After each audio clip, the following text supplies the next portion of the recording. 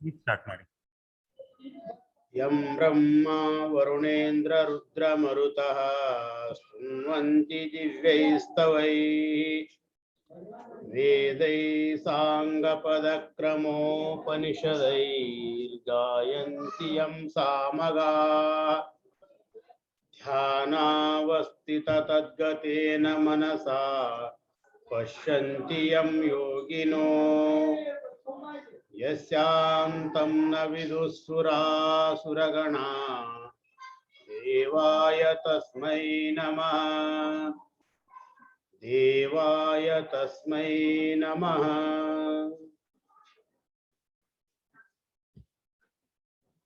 अखंड मंडलाकारं व्याप्तं येन चराचरं तत्पदं दर्शितं येन तस्मै श्री गुरवे नमः। ईशानः सर्वविद्यानां जगदादिगुरुश्वः सदाशिवसमारम्भां शंकराचार्यमध्यमाम् अस्मदाचार्यपर्यन्तां वंदे गुरुपरंपराम्। क्षेत्रादि देवते सद्गुरु रुद्रावधूतरನ್ನು जगदादि जगद्गुरु सिद्धारूಢರನ್ನು ಹೃದಯಾರವಿಂದದಲ್ಲಿ ಧ್ಯಾನಿಸುತ್ತಾ ಶ್ರೀಕೃಷ್ಣ ಪರಮಾತ್ಮನನ್ನು ಹೃದಯಾರವಿಂದದಲ್ಲಿ ಸ್ಮರಿಸಿಕೊಳ್ಳುತ್ತಾ ಪರಮ ಪೂಜ್ಯರು ಶ್ರೋತ್ರಿಯ ಬ್ರಹ್ಮನಿಷ್ಠರು ಮುಮುಕ್ಷುಗಳ ಹಿತಚಿಂತಕರು ಅಸ್ಮದ್ಗುರು ಸದ್ಗುರು ಅಪ್ಪಾಜಿಯವರ ಪವಿತ್ರ ಚರಣಾರವಿಂದಗಳಲ್ಲಿ ದಂಡವತ್ ಪ್ರಣಾಮಗಳನ್ನು ಸಮರ್ಪಿಸಿ ಶ್ರಾವಣ ಮಾಸದ ನಿಮಿತ್ತವಾಗಿ ಹಮ್ಮಿಕೊಂಡಿರುವ ಈ ಪ್ರವಚನ ಕಾರ್ಯಕ್ರಮದಲ್ಲಿ ಭಾಗಿಗಳಾಗಿರುವ ತಮ್ಮೆಲ್ಲರಿಗೂ ಕೂಡ ವಂದನೆಗಳನ್ನು ತಿಳಿಸುತ್ತಾ ಈಗ ನಿನ್ನೆಯ ದಿನ ನಾವು 16ನೇ ಶ್ಲೋಕ ಅನಂತ ವಿಜಯಂ ರಾಜ ಕುಂತಿ ಪುತ್ರೋ ಯುಧಿಷ್ಠಿರಃ ನಕುಲಃ ಸಹದೇವಶ್ಚ ಸುಘೋಷ ಮಣಿಪುಷ್ಪಕವು ಅಂತೇಳಿ ನೋಡ್ತಾ ಇದ್ವಿ. ಅಂದ್ರ ಕುಂತಿ ಪುತ್ರನಾಗಿರ್ತಕ್ಕಂಥ ಯುಧಿಷ್ಠಿರನು ಅನಂತ ವಿಜಯ ಅಂತಕ್ಕಂಥ ಶಂಖವನ್ನು ಊದಿದನು, ನಕುಲನು ಸುಘೋಷ ಅಂತಕ್ಕಂಥ ಶಂಖವನ್ನು ಊದಿದನು, ಸಹದೇವನು ಮಣಿಪುಷ್ಪಕ ಅಂತಕ್ಕಂಥ ಶಂಖವನ್ನು ಊದಿದನು ಅಂತ ನೋಡ್ಕೊಂಡ್ ಬಂದ್ವಿ. ಅದರಲ್ಲಿ ಇನ್ನೂ ಸ್ವಲ್ಪ ನೋಡ್ತಕ್ಕಂಥ ವಿಚಾರ ಇತ್ತು. ಏನಂದ್ರ ಈ 5 ಜನ ಪಾಂಡವರದಲ್ಲ, 5 ಜನ ಪಾಂಡವರು ಅವರು ಚಾರಿತ್ರ್ಯದಲ್ಲಿ ಪುರುಷಾರ್ಥ ಹಾಗೂ ಭಗವತ್ ಕೃಪೆಯಲ್ಲಿ ಒಂದೊಂದು ವಿಶೇಷತೆಯನ್ನು ಪಡೆದಿದ್ದರು. ಅವರು ಆ 5 ಜನರ ಮನಸ್ಸು ಮತ್ತು ಅವರ ಕರ್ಮಗಳಲ್ಲಿ ವಿಲಕ್ಷಣವಾಗಿತ್ತು, ಒಂದು ಬಲ ತುಂಬಿತ್ತು. ಯಾರ ಒಂದು ಜನ್ಮದಲ್ಲಿ ಏನಾದರೂ ವಿಶೇಷತೆ ಇರುತ್ತದೆಯೋ ಅವರ ಜನ್ಮ ಸಫಲ ಆಗ್ತದೆ. ಪ್ರತ್ಯೇಕ ಪ್ರಾಣಿಗಳು ಕೂಡ ಒಂದೊಂದು ವಿಶೇಷತೆಯನ್ನು ಪಡೆದಿರ್ತಾರೆ. ಸಾಮಾನ್ಯತೆ ಅಂತೂ ಇದ್ದೇ ಇರ್ತದ, ಒಂದೊಂದು ವಿಶೇಷತೆ ಇರ್ತದೆ. ಅದಕ್ಕಾಗಿ ಸುಭಾಷಿತಕಾರ ಹೇಳ್ತಾನಲ್ಲ, ಆಹಾರ ನಿದ್ರಾ ಭಯಮೈಥುನಂಚ ಸಾಮಾನ್ಯಮೇತತ್ ಪಶುಭಿರ್ನರಾಣ ಧರ್ಮೋ ಹಿ ತೇಷಾಂ ಅಧಿಕೋ ವಿಶೇಷ ಧರ್ಮೇಣ ಹೀನ ಪಶುಭಿಸ್ ಸಮಾನ ಅಂತ ಹೇಳ್ತಾ ಇದ್ದಾನೆ ಸುಭಾಷಿತಕಾರ. ಕೆಲವೊಂದು ವ್ಯವಹಾರಗಳದಾವು ಮನುಷ್ಯರಿಗೂ ಮತ್ತು ಪ್ರಾಣಿಗಳಿಗೂ ಸಮಾನ ಐತಿ, ಏನೂ ವ್ಯತ್ಯಾಸ ಇಲ್ಲ. ಯಾವವು? ಆಹಾರ. ಆಹಾರ ಅಂದ್ರ ನಾವು ಒಟ್ಟಿಗೆ ಹಸಿವೆ ತೃಪ್ತಿಗಾಗಿ ನಾವು ಏನಾದ್ರೂ ಊಟ ಮಾಡ್ತೀವಿ. ಪ್ರಾಣಿ ಪಕ್ಷಿಗಳು ಅವು ತಮ್ಮ ಹಸಿವೆ ನೀಗಿಸಿಕೊಳ್ಳೋದಕ್ಕಾಗಿ ಏನಾದ್ರೂ ತಿಂತಾವು, ಅವು ಆಹಾರ. ನಿದ್ರಾ, ಅವು ನಿದ್ದೆ ಮಾಡ್ತಾವು, ನಾವು ನಿದ್ದೆ ಮಾಡ್ತೀವಿ. ಅವಕ್ಕೂ ಭಯ ಐತಿ, ನಮಗೂ ಭಯ ಐತಿ. ಐತಿಲ್ಲ ಭಯ? ನಾನೇನು ಯಾರಿಗೆ ಅಂಜಾಗಿಲ್ಲ ಅಂತಾರ, ಭಯ ಇಲ್ಲ ಅಂತೀರೇನು? ಭಯ ಐತಿ. ಯಾರು ಭಯ ಇಲ್ಲ ಅಂದ್ರೂ ಕೂಡ ಮರಣದ ಭಯ ಇದ್ದೇ ಇರ್ತದ, ಭಯ ಐತಿ. ಆಮೇಲೆ ಈ ಮನುಷ್ಯರು 4 ಮಕ್ಕಳು ಮರಿ ಆಡ್ತಾರ, ಪ್ರಾಣಿಗಳು ಕೂಡ ಅವು ಮರಿ ಆಗ್ತಾವ, ಮರಿ ಅವು ಎಲ್ಲ ಮಕ್ಕಳು ಆಡ್ತಾವ. ಅಂದ್ರೆ ಈ ವ್ಯವಹಾರವನ್ನು ನೋಡಿದ್ರ ಮನುಷ್ಯರಿಗೂ ಮತ್ತು ಪ್ರಾಣಿಗಳಿಗೂ ನೋಡಿದ್ರ ಏನೂ ವ್ಯತ್ಯಾಸ ಇಲ್ಲ. ಮತ್ತು ಮನುಷ್ಯರು ಶ್ರೇಷ್ಠ ಅನ್ನೋದು ಎದ್ರ ಮೇಲಿಂದ, ಮನುಷ್ಯರು ಶ್ರೇಷ್ಠ ಅನ್ನೋದು ಎದ್ರ ಮೇಲಿಂದ ಅಂದ್ರ ಮನುಷ್ಯನಲ್ಲಿ ಒಂದು ಧರ್ಮ ಅಂತಕ್ಕಂಥದ್ದು ವಿಶೇಷವಾಗಿ, ಆ ಧರ್ಮದ ಪಾಲನೆ ಅವನು ಮಾಡಿದನಂದ್ರ ಅವಾಗ ಅವನು ವಿಶೇಷ ಅಂತ ತಿಳಿಸ್ಕೊಳ್ತಾನ. ಇಲ್ಲಿ ಈ 5 ಜನ ಪಾಂಡವರು ಕೂಡ ಆ ಭಗವತ್ ಕೃಪೆಯ ಒಂದು ಕಾರಣದಿಂದ ಒಂದೊಂದು ವಿಶೇಷತೆಯನ್ನು ಅವರು ಪಡೆದಿದ್ರು. ಅದನ್ನ ಪೂರ್ಣ ಮಾಡಿಕೊಳ್ಳಲು ಅವರು ಪ್ರಯತ್ನಿಸುತ್ತಿದ್ರು. ಇದುವೇ ಪುರುಷನ ಪುರುಷಾರ್ಥ. ಆಧ್ಯಾತ್ಮಿಕ ದೃಷ್ಟಿಯಿಂದ ನೋಡಿದ್ರ ಈ 5 ಜನರು ಬೇರೆ ಬೇರೆ ಅಲ್ಲ ಅಂತ ತೋರ್ತದ. ಇವು ಒಬ್ಬನಲ್ಲೇ ಇರಬೇಕಾಗಿರ್ತಕ್ಕಂಥ ಉತ್ತಮ ಗುಣಗಳು. ಈ ಪಾಂಡವರಲ್ಲಿ ಧರ್ಮರಾಜನಿಗೆ ಮುಖ್ಯ ಸ್ಥಾನವಿತ್ತು, ಹೌದಿಲ್ಲ? ಅವ್ರು 5 ಜನರಿದ್ರು ಕೂಡ ಧರ್ಮರಾಜನಿಗೆ ಮುಖ್ಯ ಸ್ಥಾನವನ್ನು ಕೊಟ್ಟಿದ್ರು ಅವರು. ಆ ಧರ್ಮರಾಜ ಅಂದ್ರೆ ಧರ್ಮದ ಸ್ವರೂಪವ. ಅದರಂತೆಯೇ ಮನುಷ್ಯರಲ್ಲಿಯೂ ಕೂಡ ಆ ಧರ್ಮ ಅಂತಕ್ಕಂಥದ್ದು ಮುಖ್ಯ ಸ್ಥಾನದಲ್ಲಿರಬೇಕು, ಧರ್ಮದ ಶಾಸನಕ್ಕೆ ಒಳಪಟ್ಟಿರಬೇಕು. ಧರ್ಮಕ್ಕೆ ಯಾವನು ಮುಖ್ಯ ಸ್ಥಾನ ಕೊಡ್ತಾನೋ ಅವನೇ ಧರ್ಮರಾಜ ಅಂತ ಹೇಳಲ್ಪಡ್ತದೆ. ಆ ಧರ್ಮ ಅಂತಕ್ಕಂಥದ್ದು ಕೇವಲ ಹೇಳಿಕೆಯಲ್ಲಿರಬಾರ್ದು, ಅದು ಆಚರಣೆಯಲ್ಲಿರಬೇಕು. ಆಚರಣೆಯಲ್ಲಿ ಇರಲಿಲ್ಲ ಅಂದ್ರೆ ಅದಕ್ಕೆ ಬೆಲೆ ಇರಲ್ಲ. ಯಾವ ರೀತಿಯಾಗಿ ಅಂದ್ರ ಒಬ್ರು ಹಿಂಗ ಶಾಸ್ತ್ರದಲ್ಲಿ ಹೇಳಕತ್ತಿದ್ರು, ಅವ್ರಿಗೆ ಬದನಿಕಾಯಿ ತಿನ್ನೋದಂದ್ರೆ ಬಹಳ ಇಷ್ಟ ಇತ್ತು ಅವ್ರಿಗೆ. ಅವ್ರು ಹೇಳ್ತಿದ್ರು ಶಾಸ್ತ್ರದಲ್ಲಿ ಯಾರು ಬದನಿಕಾಯಿ ತಿನ್ಬೇಡ್ರಿ ಅಂತ ಹೇಳಿದ್ರು. ಆಯ್ತಂತೇಳಿ ಮಂದಿ ಎಲ್ಲರೂ ತಿನ್ನೋದು ಬಿಟ್ರು. ಪಾಪ ಸ್ವಾಮಿಗಳು ಹೇಳ್ತಾರಂದ್ರ ಬದನಿಕಾಯಿ ತಿನ್ಬಾರ್ದು ಅಂತೇಳಿ ಬದನಿಕಾಯಿ ತಿನ್ನೋದು ಬಿಟ್ರಿ ಎಲ್ಲರೂ. ಬದನಿಕಾಯಿ ತಿನ್ನೋದು ಬಿಟ್ಕೊಂಡು ಯಾರು ತಗೋಲ್ಲ ಅದ್ರಲ್ಲ ಬದನಿಕಾಯಿನ. ಅವಾಗ ಬದನಿಕಾಯಿ ರೇಟ್ ಬಹಳ ಕಡಿಮೆ ಆಯ್ತು. ಅವಾಗ ಶಾಸ್ತ್ರ ಹೇಳ್ತಕ್ಕಂತ ಶಾಸ್ತ್ರಿ ತನ್ನ ಹೆಂಡತಿಗಂದ, ಬದನಿಕಾಯಿ ಹೆಂಗೈತಿ ರೇಟು ಈಗ ಅಂತ ಕೇಳಿದ. ಬಹಳ ಕಡಿಮೆ ಆಗೈತ್ರಿ, ಈಗ ಮೊದಲಿನಷ್ಟು ರೇಟ್ ಇಲ್ಲ ಅಂತದ. ಹಂಗಾರ ಬದನಿಕಾಯಿ ತಂದು ಎಣ್ಣಿಗಾಯಿ ಮಾಡು, ಎಣ್ಣಿಗಾಯಿ ಅಂತಾರಲ್ಲ ಅದನ್ನ ಎಣ್ಣಿಗಾಯಿ ಮಾಡು ಅಂತಂದವ. ಆಕೆ ಅಂದು, ಅಲ್ರಿ ನೀವು ಶಾಸ್ತ್ರದಾಗ ಬದನಿಕಾಯಿ ತಿನ್ಬೇಡ ಅಂತ ಹೇಳಿರಿ, ಮತ್ತೆ ನನಗೆ ಬದನಿಕಾಯಿನ ಮಾಡ್ರ ಅಂತ ಹೇಳ್ತಿರಲ್ಲ. ಅವಾಗ ಅವನಂದ, ಶಾಸ್ತ್ರ ಹೇಳಾಕದ ಬದನಿಕಾಯಿ ತಿನ್ಬೇಕಂತಂದಂತ. ಅಂದ್ರೆ ಹಿಂಗ ಹೇಳೋದೊಂದು ಮಾಡೋದೊಂದು ಹಿಂಗಿರಬಾರ್ದು. ಧರ್ಮ ಅಂತಕ್ಕಂಥದ್ದು ಆಚರಣೆಯಲ್ಲಿರ್ಬೇಕು. ಆದ್ದರಿಂದ ವೇದದಲ್ಲಿ ಸತ್ಯಂ ವದ ಧರ್ಮಂ ಚರ ಅಂತ ಹೇಳಿದ್ದಾರೆ. ಸತ್ಯವನ್ನು ಮಾತನಾಡು, ಧರ್ಮದಿಂದ ನಡೆ ಅಂತ ಹೇಳಿದ್ದಾರೆ. ನಾವು ಇನ್ನೊಬ್ಬರಿಗೆ ಏನಾದ್ರೂ ಹೇಳ್ತೀವಿ ಅಂದ್ರ ಅದನ್ನ ನಾವು ಮೊದಲು ಅನುಸರಿಸಿರ್ಬೇಕು, ನಮ್ಮಲ್ಲಿ ಅಳವಡಿಸ್ಕೊಂಡು ಇನ್ನೊಬ್ಬರಿಗೆ ಹೇಳ್ಬೇಕಾಗ್ತದೆ. ಒಂದ್ಸಲ ಏನಾಗಿತ್ತಂದ್ರ ರಾಮಕೃಷ್ಣ ಪರಮಹಂಸರ ಹತ್ರ ಒಬ್ಬ ತಾಯಿ ತನ್ನ ಮಗನ್ನ ಕರೆದುಕೊಂಡು ಬಂದು ಏನ್ ಹೇಳಿದ್ರು ಅಂದ್ರ, ಮಹಾರಾಜರೇ ನನ್ನ ಮಗು ಐತಲ್ಲ ಇದು ಬೆಲ್ಲ ಬಾಳ ತಿಂತಾನ, ಅದರಿಂದ ಅವನಿಗೆ ಹೊಟ್ಟಿದ ಆರೋಗ್ಯ ಸಮಸ್ಯೆ ಬರಕತ್ತದ, ಆದ್ರೆ ಬೆಲ್ಲ ತಿನ್ಬೇಡ ಅಂತ ಹೇಳ್ರಿ ಅಂತ ಹೇಳಿದ್ರು. ಅವಾಗ ರಾಮಕೃಷ್ಣ ಪರಮಹಂಸರಂದ್ರು, ಮುಂದಿನ ವಾರ ಬಾರವ ಅಂತ ಹೇಳಿದ್ರು. ಈ ರವಿವಾರ ಬಂದಿದ್ಲ, ಮುಂದಿನ ರವಿವಾರ ಬಾ ಅಂತ ಹೇಳಿದ್ರು. ಮತ್ತೆ ಮಹಾತ್ಮರಾತ್ರಿ ಹೇಳ್ತಾರ ಅಂತೇಳಿ ಓದೊಳಕ್ಕೆ ಹೋಗಿ ಮುಂದಿನ ರವಿವಾರ ಬಂದಳು. ಮಗನ ಕರ್ಕೊಂಡು ಬಂದು ಮತ್ತೆ ಹೇಳಿದಳು, ಮುಂದಿನ ರವಿವಾರ ಬರ್ರಿ ಅಂದಿದ್ರಿ, ಬಂದಿದ್ದೀನಿ, ನನ್ನ ಮಗನಿಗೆ ಬೆಲ್ಲ ತಿನ್ಬೇಡ ಅಂತ ಹೇಳ್ರಿ ಅಂತ ಹೇಳಿದ್ರು. ಯಾಕ ದೊಡ್ಡವ್ರು ಹೇಳಿದ್ರಂದ್ರೆ ಸ್ವಲ್ಪ ಕೇಳ್ತಾರ ಮಕ್ಕಳು, ಹೌದಿಲ್ಲ? ನೀವಾದ್ರೂ ಹೇಳ್ತಿರಲ್ಲ, ಸ್ವಲ್ಪ ನನ್ನ ಮಗ ಬುದ್ಧಿ ಮಾತು ಹೇಳ್ರಿ ಕರ್ಕೊಂಡ್ ಬರ್ತಿರ್ತಿರಲ್ಲ.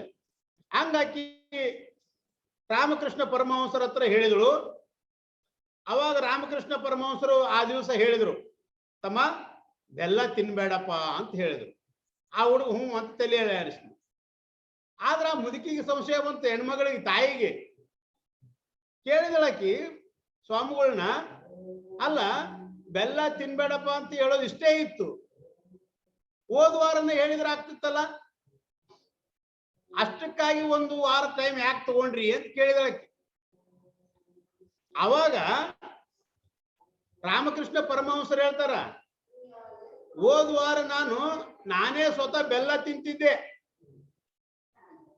ನಾನು ಬೆಲ್ಲ ತಿನ್ನೋದು ಇನ್ನೊಬ್ಬರಿಗೆ ತಿನ್ಬಾರ್ದ ಅಂತ ಹೇಳಿದ್ರೆ ತಪ್ಪಾಗ್ತೈತೆ.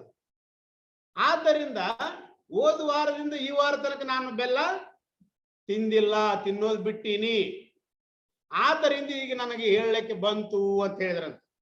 ಅಂದ್ರೆ ಹೇಳೋ ತಾತ್ಪರ್ಯ ಏನಂದ್ರ, ಆ ಧರ್ಮ ಅಂತಕ್ಕಂಥದ್ದು ಕೇವಲ ಹೇಳಿಕೆಯಲ್ಲಿರಬಾರ್ದು, ಅದು ಆಚರಣೆಯಲ್ಲಿರಬೇಕು ಅಂತ ತಾತ್ಪರ್ಯ.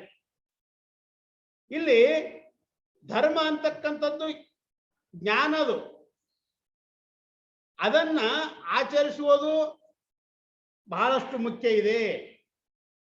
ಇಲ್ಲಿನ್ನ ಮುಂದಿನ ಶ್ಲೋಕದಲ್ಲಿ ಮುಂದಿನ 2 ಶ್ಲೋಕಗಳಿಂದ 5 ಜನ ಪಾಂಡವರಿಗೆ ಎಲ್ಲರೂ ತಮ್ಮ ತಮ್ಮ ಶಂಖಗಳನ್ನು ಊದಿದರು ಅಂತಕ್ಕಂಥದ್ದನ್ನು ವರ್ಣನೆ ಮಾಡ್ತಾ ಇದ್ದಾನೆ ಸಂಜಯ. ಈಗ 16ನೇ ಶ್ಲೋಕ ಮುಗಿತು. 17, 18 ಶ್ಲೋಕಗಳಿಂದ ಸಂಜಯ ಏನ್ ಮಾಡ್ತಾ ಇದ್ದಾನೆ ಅಂದ್ರ, ಪಾಂಡವರು ಎಲ್ಲರೂ 5 ಜನರೇನಿದ್ರಲ್ಲ ಅವರೊಂದಿಗೆ ಎಲ್ಲರೂ ತಮ್ಮ ತಮ್ಮ ಶಂಖಗಳನ್ನು ಊದಿದರು ಅಂತೇಳಿ ವರ್ಣಿಸ್ತಾ ಇದ್ದಾನೆ.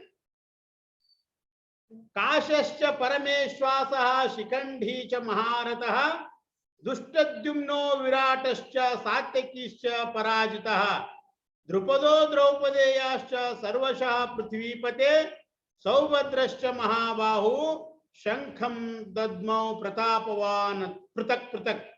ಶಂಖಾನ್ ದದ್ಮುಹು ಪೃಥಕ್ ಪೃಥಕ್.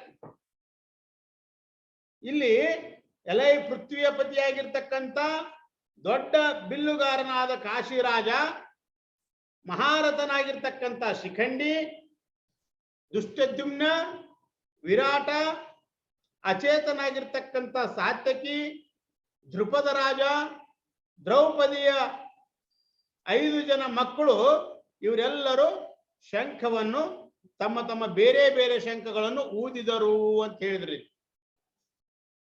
ಇಲ್ಲಿ ಅವರು ತಮ್ಮ ತಮ್ಮ ಶಂಖಗಳನ್ನು ಊದಿದರು.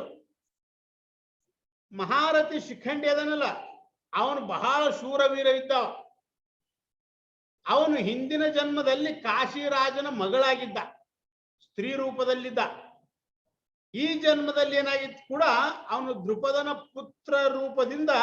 ಪುತ್ರಿ ರೂಪದಿಂದ ಜನ್ಮ ತಾಳಿ ಮುಂದೆ ಹೋಗಿ ಇದೇ ಶಿಖಂಡಿ ಐತಲ್ಲ, ಸ್ಥೂಣಾಕರಣ ಹೆಸರಿನಿಂದ ಯಕ್ಷನಿಂದ ಪುರುಷತ್ವ ಪಡೆದುಕೊಂಡು ಪುರುಷನಾದ ಅಂತೇಳಿ ಬರ್ತಾ ಇತ್ತು. ಆ ಭೀಷ್ಮನಿಗೆ ಇದು ವೃತ್ತಾಂತ ಎಲ್ಲ ತಿಳಿದಿತ್ತು. ಆದ್ದರಿಂದ ಆ ಭೀಷ್ಮ ಏನ್ ಹೇಳ್ತಿದ್ದ, ಆ ಶಿಖಂಡಿ ಬಂದಂದ್ರೆ ನಾನು ಯುದ್ಧ ಮಾಡಂಗಿಲ್ಲ, ಅವನ ಮೇಲೆ ಬಾಣ ಪ್ರಯೋಗ ಮಾಡೋದಿಲ್ಲ ಅಂತ ಹೇಳಿದ್ದ. ಅವನು ಅರ್ಜುನ ಏನ್ ಮಾಡಿದ್ನಂದ್ರೆ ಶಿಖಂಡಿಯನ್ನೇ ಮುಂದೆ ಮಾಡಿಕೊಂಡು ಭೀಷ್ಮನಿಗೆ ಬಾಣ ಹೊಡೆದು ರಥದಿಂದ ಕೆಳಗೆ ಬೀಳಿಸಿದ ಅಂತ ಬರ್ತದೆ. ಇನ್ನು ಅರ್ಜುನನ ಮಗ ಅಭಿಮನ್ಯು, ಅವನು ಬಹಳ ಶೂರವೀರವಿದ್ದ. ಅವನು ಯುದ್ಧದ ಸಮಯದಲ್ಲಿ ಇವನು ದ್ರೋಣರಿಂದ ನಿರ್ಮಿತವಾಗಿರ್ತಕ್ಕಂಥ ಒಂದು ಚಕ್ರವ್ಯೂಹ ಒಂದು ಯುದ್ಧದಲ್ಲಿ ಪರಾಕ್ರಮದಿಂದ ಅನೇಕ ಶೂರರನ್ನು ಅವನು ಪರಾಜಯಗೊಳಿಸಿದ್ದ, ಸಂಹಾರ ಮಾಡಿದ್ದ. ಆದ್ರೆ ಅಂತ್ಯದಲ್ಲಿ ಏನಾಯ್ತಂದ್ರ, ಆ ಕೌರವರ ಸೇನೆಯ 6 ಜನರು ಕೂಡ ಯುದ್ಧದ ಒಂದು ನಿಯಮ ಏನು, ಒಬ್ಬ ವೀರನ ಜೊತೆ ಒಬ್ಬನೇ ಹೋರಾಡಬೇಕು. ಆದ್ರೆ ನಿಯಮವನ್ನು ಮೀರಿ ಅಲ್ಲಿ 6 ಮಹಾರಥಿಗಳು ಕೂಡಿ ಅನ್ಯಾಯಪೂರ್ವಕವಾಗಿ ಆ ಅಭಿಮನ್ಯುವನ್ನ ಸಾಯಿಸ್ತಾರೆ. ಆದ್ದರಿಂದ ಇಲ್ಲಿ ಸಂಜಯ್ ಏನ್ ಮಾಡ್ತಾನು ಅಂದ್ರ, ಶಂಖಧ್ವನಿಯನ್ನು ವರ್ಣನೆ ಮಾಡುವಲ್ಲಿ, ಯಾರ್ಯಾರು ಏನೇನು ಶಂಖವನ್ನು ಊದಿದ್ರು ಅಂತ ಹೇಳುವಲ್ಲಿ ಸಂಜಯ ಏನ್ ಮಾಡ್ತಾ ಇದ್ದಾನಂದ್ರೆ, ಕೌರವರ ಸೇನೆಯ ಶೂರವೀರರಲ್ಲಿ ಕೇವಲ ಭೀಷ್ಮ ಪಿತಾಮಹನ ಹೆಸರನ್ನು ಮಾತ್ರ ಹೇಳಿದಾನ. ಹೌದಿಲ್ಲ? ಅಲ್ಲಿ ಉಳಿದವ್ರ ಹೆಸರು ಹೇಳಿಲ್ಲ. ತಸ್ಯ ಸಂಜನಯನ್ ಹರ್ಷಂ ಕುರುರುದ್ಧ ಪಿತಾಮಹ ಸಿಂಹನಾದಂ ವಿನುದ್ಯಚ್ಚೆ ಶಂಖಂ ದದ್ಮೌ ಪ್ರತಾಪವಾನ್ ಅಂತೇಳಿ ಭೀಷ್ಮ ಪಿತಾಮಹನ ಹೆಸರಷ್ಟೇ ಹೇಳಿದರಲ್ಲಿ ಕೌರವರ ಸೇನೆಯಲ್ಲಿ. ಆ ಭೀಷ್ಮ ಪಿತಾಮಹನ ಹೆಸರನ್ನು ಅಷ್ಟೇ ಹೇಳಿದ್ರು. ಆದ್ರೆ ಇಲ್ಲಿ ಪಾಂಡವರ ಸೇನೆಯಲ್ಲಿ ಶೂರವೀರರನ್ನು ಹೇಳುವಾಗ ಭಗವಾನ್ ಶ್ರೀಕೃಷ್ಣನ, ಅರ್ಜುನ, ಭೀಮ ಮೊದಲಾದಂತ 18 ಹೆಸರುಗಳನ್ನು ಹೇಳ್ಕೊಂಡ್ ಬಂದಿದ್ದೆ ನಾನು. ಪಾಂಡವರ ಸೇನೆಯಲ್ಲಿ 18 ಜನರು ಶಂಖ ಊದಿದ್ದನ್ನು ಹೇಳಿದ್ರು ಅಂತೇಳಿ 18ರ ಮಹತ್ವ ಹೇಳುವಾಗ ಹೇಳಿದಿನಿಲ್ಲ. 18 ಜನರ ಹೆಸರುಗಳನ್ನು ಹೇಳ್ಕೊಂಡ್ ಬಂದ್ರು. ಇದರ ಅರ್ಥ ಏನು ಅಂತ ಕೇಳಿದ್ರ ಈಗ ಏನ್ ತಿಳಿದು ಬರ್ತದೆ ಇದರಿಂದ ಅಂದ್ರ, ಆ ಸಂಜಯನ ಮನುಷ್ಯನಲ್ಲಿ ಅಧರ್ಮ ಪಕ್ಷವಾಗಿರ್ತಕ್ಕಂಥ ಕೌರವರ ಬಗ್ಗೆ ಆದರವಿಲ್ಲ. ಆ ಅಧರ್ಮದ ಪಕ್ಷವನ್ನು ಹೆಚ್ಚಿಗೆ ವರ್ಣನೆ ಮಾಡ್ಲಿಕ್ಕೆ ಅವನಿಗೆ ಇಷ್ಟ ಇಲ್ಲ. ಅಧರ್ಮದ ಪಕ್ಷವನ್ನು ಹೆಚ್ಚಿಗೆ ವಿಸ್ತಾರ ಮಾಡೋದು ಕೂಡ ಯೋಗ್ಯವಲ್ಲ ಅಂತ ತಿಳಿದು ಅವನು ಭೀಷ್ಮನ ಹೆಸರಷ್ಟ ತಗೊಂಡನವ್ರ ಪಕ್ಷದಲ್ಲಿ. ಆದ್ರೆ ಇಲ್ಲಿ ಪಾಂಡವರ ಸೇನೆಯಲ್ಲಿ, ಈ ಪಾಂಡವರ ಸೈನ್ಯದಲ್ಲಿ ಅವರು ಧರ್ಮದಿಂದ ನಡೆದಾರಲ್ಲ, ಅದು ಧರ್ಮ ಪಕ್ಷವಾಗೈತಿ.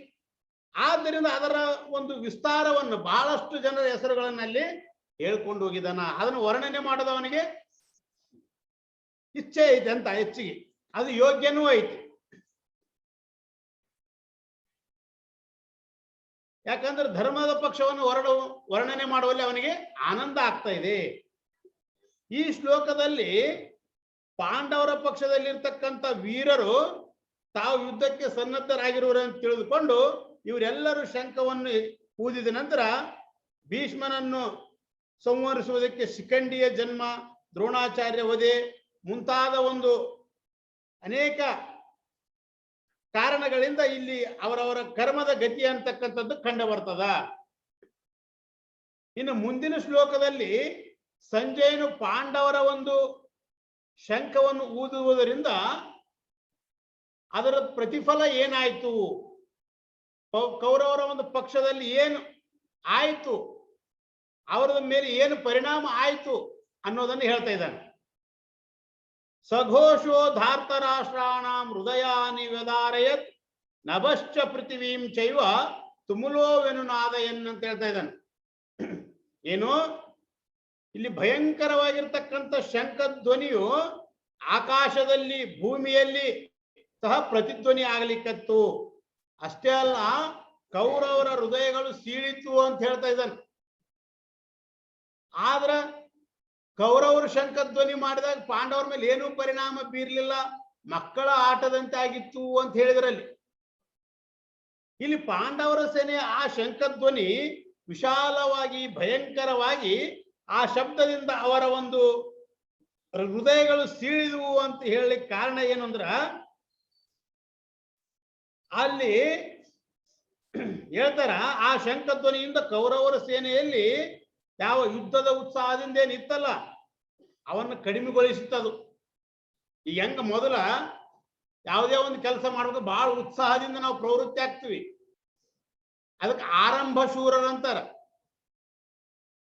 ಆದ್ರೆ ಮುಂದೆ ಹೋಗಿ ಅದನ್ನ ಕೆಲಸನ ಮಾಡ್ಲಿಕ್ಕೆ ನಾವು ಪ್ರವೃತ್ತರಾಗೋದಿಲ್ಲ, ಅದು ಉತ್ಸಾಹನೇ ಕಡಿಮೆ ಆಗಿಬಿಡ್ತದೆ.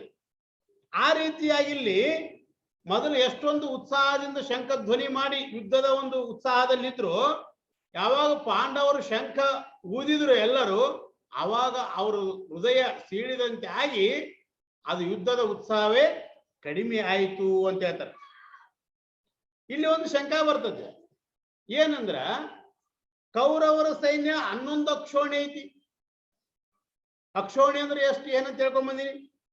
ಆ 11 ಅಕ್ಷೋಣಿ ಇರ್ತಕ್ಕಂಥ ಸೈನ್ಯ ಶಂಖ ಮೊದಲಾದಂತ ಎಲ್ಲಾ ವಾದ್ಯಗಳನ್ನು ನುಡಿಸಿದಾಗ ಪಾಂಡವರ ಮೇಲೆ ಏನೂ ಪ್ರಭಾವ ಬೀರ್ಲಿಲ್ಲ. ಅದು ಪಾಂಡವರಲ್ಲಿ ಇರ್ತಕ್ಕಂಥದ್ದು 7 ಅಕ್ಷೋಣಿ ಸೈನ್ಯ.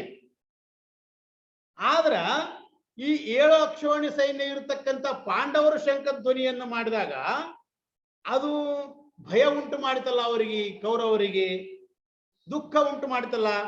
ಈಗ ಏಕಾಯ್ತು, ಕಾರಣ ಏನು ಅಂತ ಕೇಳಿದ್ರ, ಯಾರ ಹೃದಯದಲ್ಲಿ ಅಧರ್ಮ, ಭಯ, ಅನ್ಯಾಯ, ಪಾಪ ಇವೆಲ್ಲವೂ ಇರ್ತಾವೋ ಅವ್ರಿಗೆ ಏನಾಗ್ತತಿ, ಅಲ್ಲಿ ಧೈರ್ಯ ಬರಂಗಿಲ್ಲ, ಧೈರ್ಯ ಕುಂತಾರವರು. ಆದ್ದರಿಂದ ಅಂಥವರ ಹೃದಯ ಏನಂತ ಗಟ್ಟಿಯಾಗಿರೋದಿಲ್ಲ. ಅದು ಅವರ ಹೃದಯದಲ್ಲಿ ಭಯ ದುಃಖ ಉಂಟಾಗ್ಲಿಕ್ಕತ್ತೈತಿ. ಯಾಕ? ಅದು ಅನ್ಯಾಯದಿಂದ ಕೂಡಿರ್ತೈತೆ. ಇನ್ನು ನ್ಯಾಯ ಪಕ್ಷದಲ್ಲಿ ಏನಾಗಿರ್ತೈತಿ ಅಂದ್ರ ಅವ್ರ ಹೃದಯ ಗಟ್ಟಿಯಾಗಿರ್ತೈತಿ. ಅಲ್ಲಿ ಧರ್ಮ ಇರ್ತೈತಿ, ನ್ಯಾಯ ಇರ್ತೈತಿ, ಉತ್ಸಾಹ ಇರ್ತೈತಿ, ಶೂರತೆ ಇರ್ತದೆ. ಆದ್ದರಿಂದ ಇಲ್ಲಿ ಪಾಂಡವರು ಏನ್ ಮಾಡಿ ವನವಾಸಕ್ಕಿಂತ ಮೊದಲು ಕೂಡ ನ್ಯಾಯದಿಂದನೇ ನಡೆದಿದ್ರು. ಅವರು ವನವಾಸಕ್ಕೆ ಹೋಗೋದಕ್ಕಿಂತ ಪೂರ್ವದಲ್ಲಿ, ನಂತರವೂ ಕೂಡ ಅವರು ವನವಾಸವನ್ನು ಮುಗಿಸಿಕೊಂಡು ಬಂದ ನಂತರ ಅವರು ಧರ್ಮಪೂರ್ವಕವಾಗಿನೇ ಅಲ್ಲಿ ರಾಜ್ಯ ಮಾಡಿದ್ರು. ಈ ನಿಯಮಕ್ಕನುಸಾರವಾಗಿ ಅಲ್ಲಿ ಕೌರವರು ರಾಜ್ಯವನ್ನು ಕೇಳಿದ್ರು. ಕೌರವರನ್ನು ರಾಜ್ಯ ಕೇಳಿದ್ರು. ಅವರು ವನವಾಸ ಮುಗಿಸ್ಕೊಂಡು ಬಂದ ನಂತರ ಕೊಡಬೇಕಾಗಿತ್ತು, ಆದ್ರೆ ಅವರು ಕೊಡ್ಲಿಲ್ಲ. ಆದ್ದರಿಂದ ಅವರ ಹೃದಯದಲ್ಲಿ ಏನಾಯ್ತು? ಭಯ ಉಂಟಾಯ್ತು ಕೌರವರ ಹೃದಯದಲ್ಲಿ. ಇಲ್ಲಿ 11 ಅಕ್ಷೋಹಿಣಿ ಕೌರವರ ಶಂಖಧ್ವನಿ ಅವ್ರಿಗೆ ಏನು ಪರಿಣಾಮ ಬೀರಲಿಲ್ಲ ಪಾಂಡವರ ಮೇಲೆ. ಆದ್ರೆ ಯಾರು ಅಧರ್ಮ ಅನ್ಯಾಯ ಮಾಡ್ತಿರೋರು ಅವರ ಹೃದಯ ಗಟ್ಟಿಯಾಗಿರುವುದಿಲ್ಲ ಅಂತ ತಿಳ್ಕೊಬೇಕು. ಸ್ವಾಭಾವಿಕವಾಗಿಯೇ ಬಲಹೀನವಾಗಿರ್ತದ. ದುರ್ಯೋಧನ ಮೊದಲಾದವರು ಪಾಂಡವರಿಗೆ ಅನ್ಯಾಯ ಮಾಡಿದ್ರಿಲ್ಲೋ? ಏನೇನು ಅನ್ಯಾಯ ಮಾಡಿದ್ರು? ಅಲ್ಲಿ ಅನೇಕ ಅನ್ಯಾಯಗಳನ್ನು ಮಾಡಿದ್ರು. ಭೀಮನನ್ನ ವಿಷ ಹಾಕಿ ಸಾಯಿಸ್ಲಿಕ್ಕೆ ಪ್ರಯತ್ನ ಮಾಡಿದ್ರು. ಎಲ್ಲ ಪಾಂಡವರನ್ನ ಅರಗಿನ ಮನೆಯಲ್ಲಿಟ್ಟು ಸುಡಲಿಕ್ಕೆ ಪ್ರಯತ್ನ ಮಾಡಿದ್ರು. ಈ ರೀತಿಯಾಗಿ ಅಲ್ಲಿ ಅನೇಕ ಒಂದು ಅನ್ಯಾಯದ ಕಾರ್ಯಗಳನ್ನು ಅವರು ಮಾಡಿದ್ರು. ಆದ್ದರಿಂದ ಅವರ ಒಂದು ಹೃದಯ ಬಲಹೀನವಾಗಿತ್ತು. ಯಾಕ? ಅವರು ಮಾಡಿದ ಕರ್ಮದ ಫಲಗಳಿಂದನೇ ಅವರ ಹೃದಯ ಅಂತಕ್ಕಂಥದ್ದು ಶಿಥಿಲಗೊಳ್ತದ ಅಂತ ಹೇಳ್ತಾರೆ. ಆದ್ದರಿಂದ ನಾವು ಕರ್ಮಗಳನ್ನು ಮಾಡುವಾಗ ಬಹಳ ಎಚ್ಚರಿಕೆ ಇರಬೇಕು. ನಾವು ಮಾಡ್ತಕ್ಕಂಥ ಕರ್ಮಗಳು ಏನು ಒಳ್ಳೆ ಕರ್ಮ ಮಾಡಕತ್ತೀವೋ ಕೆಟ್ಟ ಕರ್ಮ ಮಾಡಕತ್ತೀವೋ ಅಂತೇಳಿ ನಾವು ವಿಚಾರ ಮಾಡಿ ಕರ್ಮಗಳನ್ನು ಮಾಡ್ಬೇಕಾಗ್ತದೆ. ಅದು ನಮ್ಮ ಮೇಲೆ ಪ್ರಭಾವ ಬೀರ್ತೈತೆ. ಅದು ಕರ್ಮಗಳ ಫಲ ಗಹನಾ ಕರ್ಮಣೋ ಗತಿ ಅಂತ ಹೇಳಿದಾನೆ ಪರಮಾತ್ಮನೇ. ಕರ್ಮದ ಗತಿ ಬಹಳ ಗಹನ ಐತಿ. ನಾವು ಏನ್ ಮಾಡ್ತೀವಿ? ಎಲ್ಲರೂ ಸುಖವನ್ನ ಬಯಸ್ತೀವಿ, ಆದ್ರೆ ಸುಖಕ್ಕೆ ಸಾಧನಗಳನ್ನು ನಾವು ಮಾಡ್ತಾ ಇಲ್ಲ, ಪುಣ್ಯ ಕರ್ಮಗಳನ್ನು ಮಾಡ್ತಾ ಇಲ್ಲ.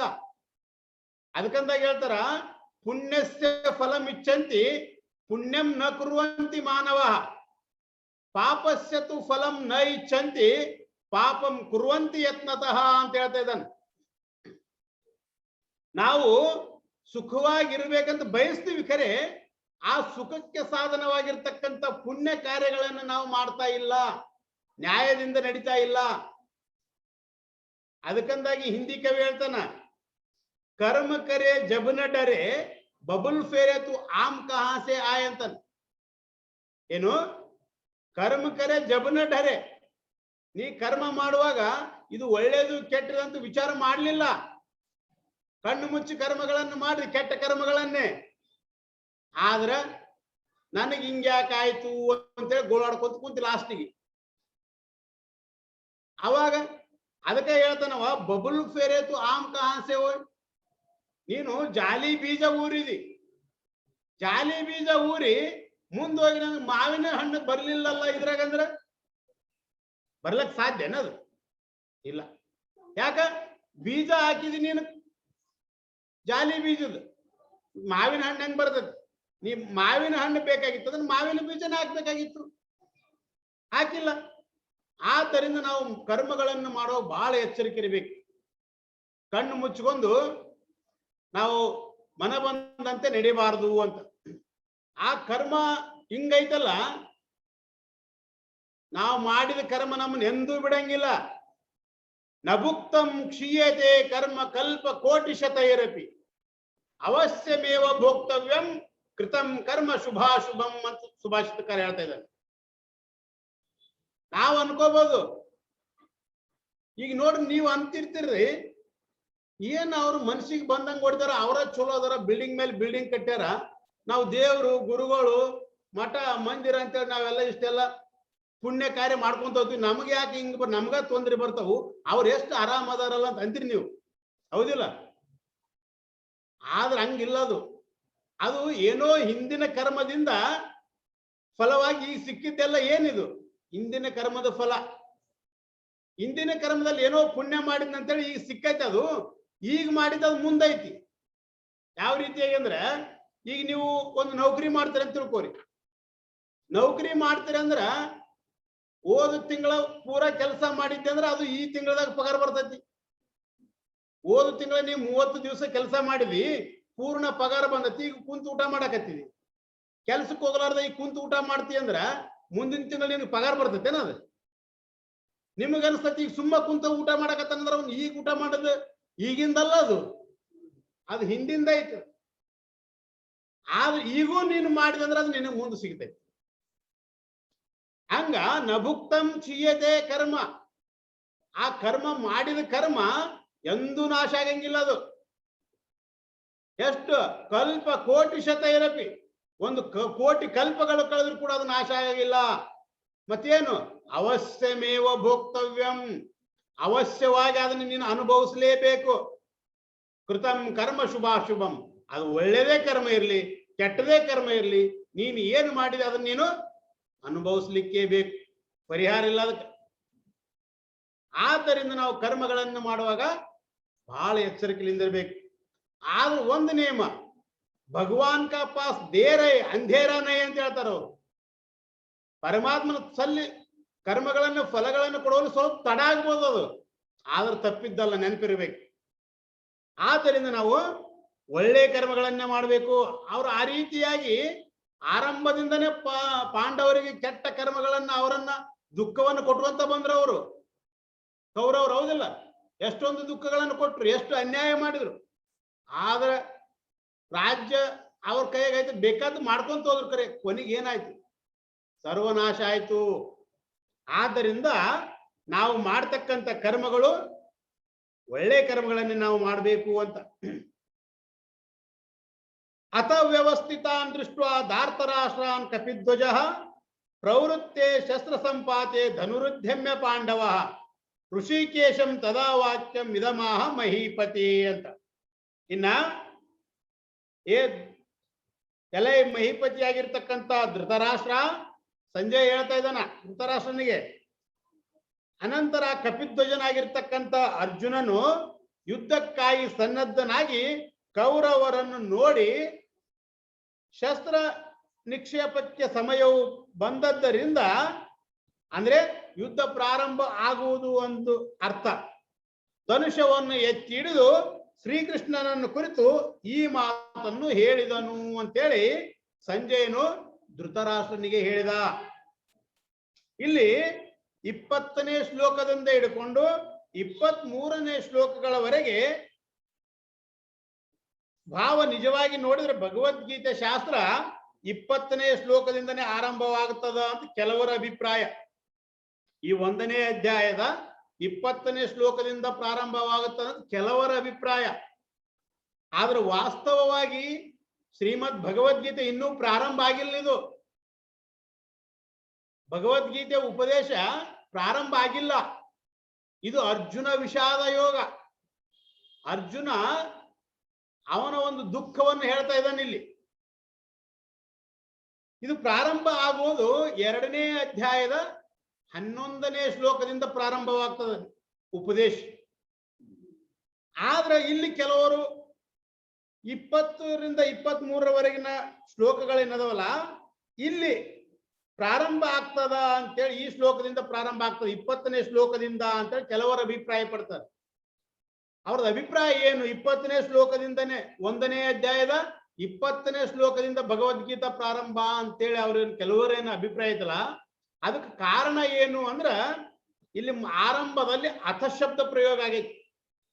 ಅಥ ವ್ಯವಸ್ಥಿತಾನ್ ದೃಷ್ಟ ಧಾರ್ತರಾಷ್ಟ್ರಾನ್ ಕಪಿಧ್ವಜ ಅಂತ ಹೇಳಿದಾರೆ. ಇಲ್ಲಿ ಶಾಸ್ತ್ರದಲ್ಲಿ ಒಂದು ನೇಮ ಐತಿ. ಅಥ ಶಬ್ದ ಐತಲ್ಲ, ಅಥ ಶಬ್ದಕ್ಕೆ ಅನೇಕ ಅರ್ಥಗಳು. ಪ್ರಾರಂಭ, ಪ್ರಶ್ನೆ, ಪೂರ್ಣ ಅಂತ ಅರ್ಥದವಲ್ಲಿ. ಈ ಅಥ ಶಬ್ದ ಇಲ್ಲಿ ಬಂದಿರೋದ್ರಿಂದ ಅಥ ಅಂದ್ರೆ ಪ್ರಾರಂಭ ಅಂತೇಳಿ ತಿಳಿದುಕೊಂಡು ಇಲ್ಲಿಂದ ಭಗವದ್ಗೀತೆ ಪ್ರಾರಂಭ ಆಗ್ತದ ಅಂತೇಳಿ ಅವರ ಅಭಿಪ್ರಾಯ. ಇನ್ನು ವಿಶೇಷ ರೂಪದಿಂದ ಅದು 2ನೇ ಅಧ್ಯಾಯದ 11ನೇ ಶ್ಲೋಕದಿಂದನೇ ಅದು ಪ್ರಾರಂಭ ಆಗ್ತದ.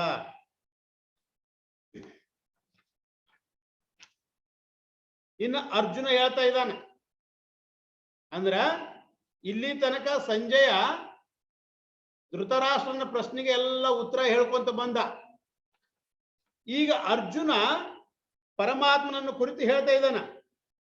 ಸೇನಯೋರ್ ಉಭಯೋರ್ ಮಧ್ಯೆ ರಥಂ ಸ್ಥಾಪಯ ಮೇಚ್ಯುತ ಯಾವದೇತಾನ್ ನಿರೀಕ್ಷೇಹಂ ಯೋದ್ಧುಕಾಮಾನ್ ಅವಸ್ಥಿತಾನ್ ಕೈರ್ಮಯ ಸಹ ಯೋಧ್ಯವ್ಯಂ ಅಸ್ಮಿನ್ ರಣ ಸಮುದ್ಯಮೆ ಅಂತ ಹೇಳ್ತಾ ಇದ್ದಾನೆ. ಏ ಅಚ್ಯುತ, 2 ಸೇನೆಗಳ ಮಧ್ಯದಲ್ಲಿ ನನ್ನ ರಥವನ್ನು ಒಯ್ದು ನೀನು ನಿಲ್ಲಿಸು. ಎಲ್ಲಿಯವರೆಗೆ? ನಾನು ಯುದ್ಧ ಕ್ಷೇತ್ರದಲ್ಲಿ ನಿಂತಿರುವ ಯುದ್ಧದ ಇಚ್ಛೆಯುಳ್ಳವರನ್ನ ನೋಡುವವರೆಗೆ, ಈ ಯುದ್ಧ ರೂಪವಾಗಿರ್ತಕ್ಕಂಥ ಉದ್ಯೋಗದಲ್ಲಿ ನಾನು ಯಾರನ್ನೇ ಯುದ್ಧ ಮಾಡಬೇಕೆಂದು ನಿಶ್ಚಯಿಸುವವರೆಗೆ 2 ಸೇನೆಗಳ ಮಧ್ಯದಲ್ಲಿ ರಥವನ್ನು ನಿಲ್ಲಿಸು ಅಂತ ಹೇಳ್ತಾ ಇದ್ದಾನೆ. ಅಂದ್ರ ಒಂದು ಕಡೆ ಕೌರವರ ಸೇನೆ ಇದೆ, ಒಂದು ಕಡೆ ಪಾಂಡವರ ಸೇನೆ ಇದೆ. ಅವಾಗ ಅರ್ಜುನ ಅಂತಾನು ನನ್ನ ಜೊತೆ ಯುದ್ಧ ಮಾಡ್ಲಿಕ್ಕೆ ಯಾರ್ಯಾರು ಬಂದಾರ ಅವ್ರು ನೋಡ್ಬೇಕಿನ ನನ್ನ ರಥವನ್ನು ಒಯ್ದು 2 ಸೇನೆಯ ಮಧ್ಯೆಯಲ್ಲಿ ನಿಲ್ಲಿಸು ಅಂತ ಹೇಳ್ತಾ ಇದ್ದಾನೆ. ಅಚ್ಯುತ, ಸೇನೆಯೋರ್ ಉಭಯೋರ್ ಮಧ್ಯೆ ರಥಂ ಸ್ಥಾಪಯ.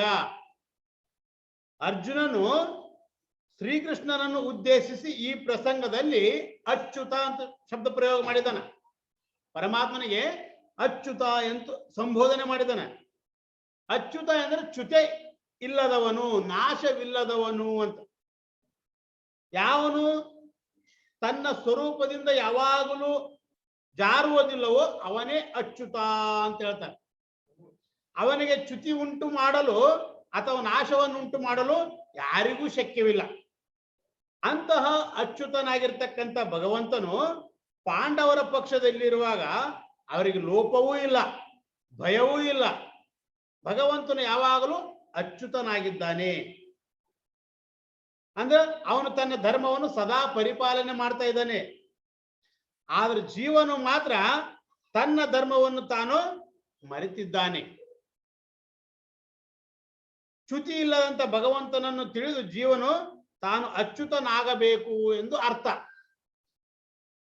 ಇಲ್ಲಿ 2 ಸೇನೆಗಳ ಮಧ್ಯದಲ್ಲಿ ರಥವನ್ನು ನಿಲ್ಲಿಸೆಂದು ಅರ್ಜುನನ್ನು ಭಗವಂತನನ್ನು ಕೋರ್ತಾನೆ. ಇಲ್ಲಿ 2 ಸೇನೆಯ ಮಧ್ಯದಲ್ಲಿ ರಥವನ್ನು ನಿಲ್ಲಿಸಿದ್ರ ಏನಾಗ್ತದ?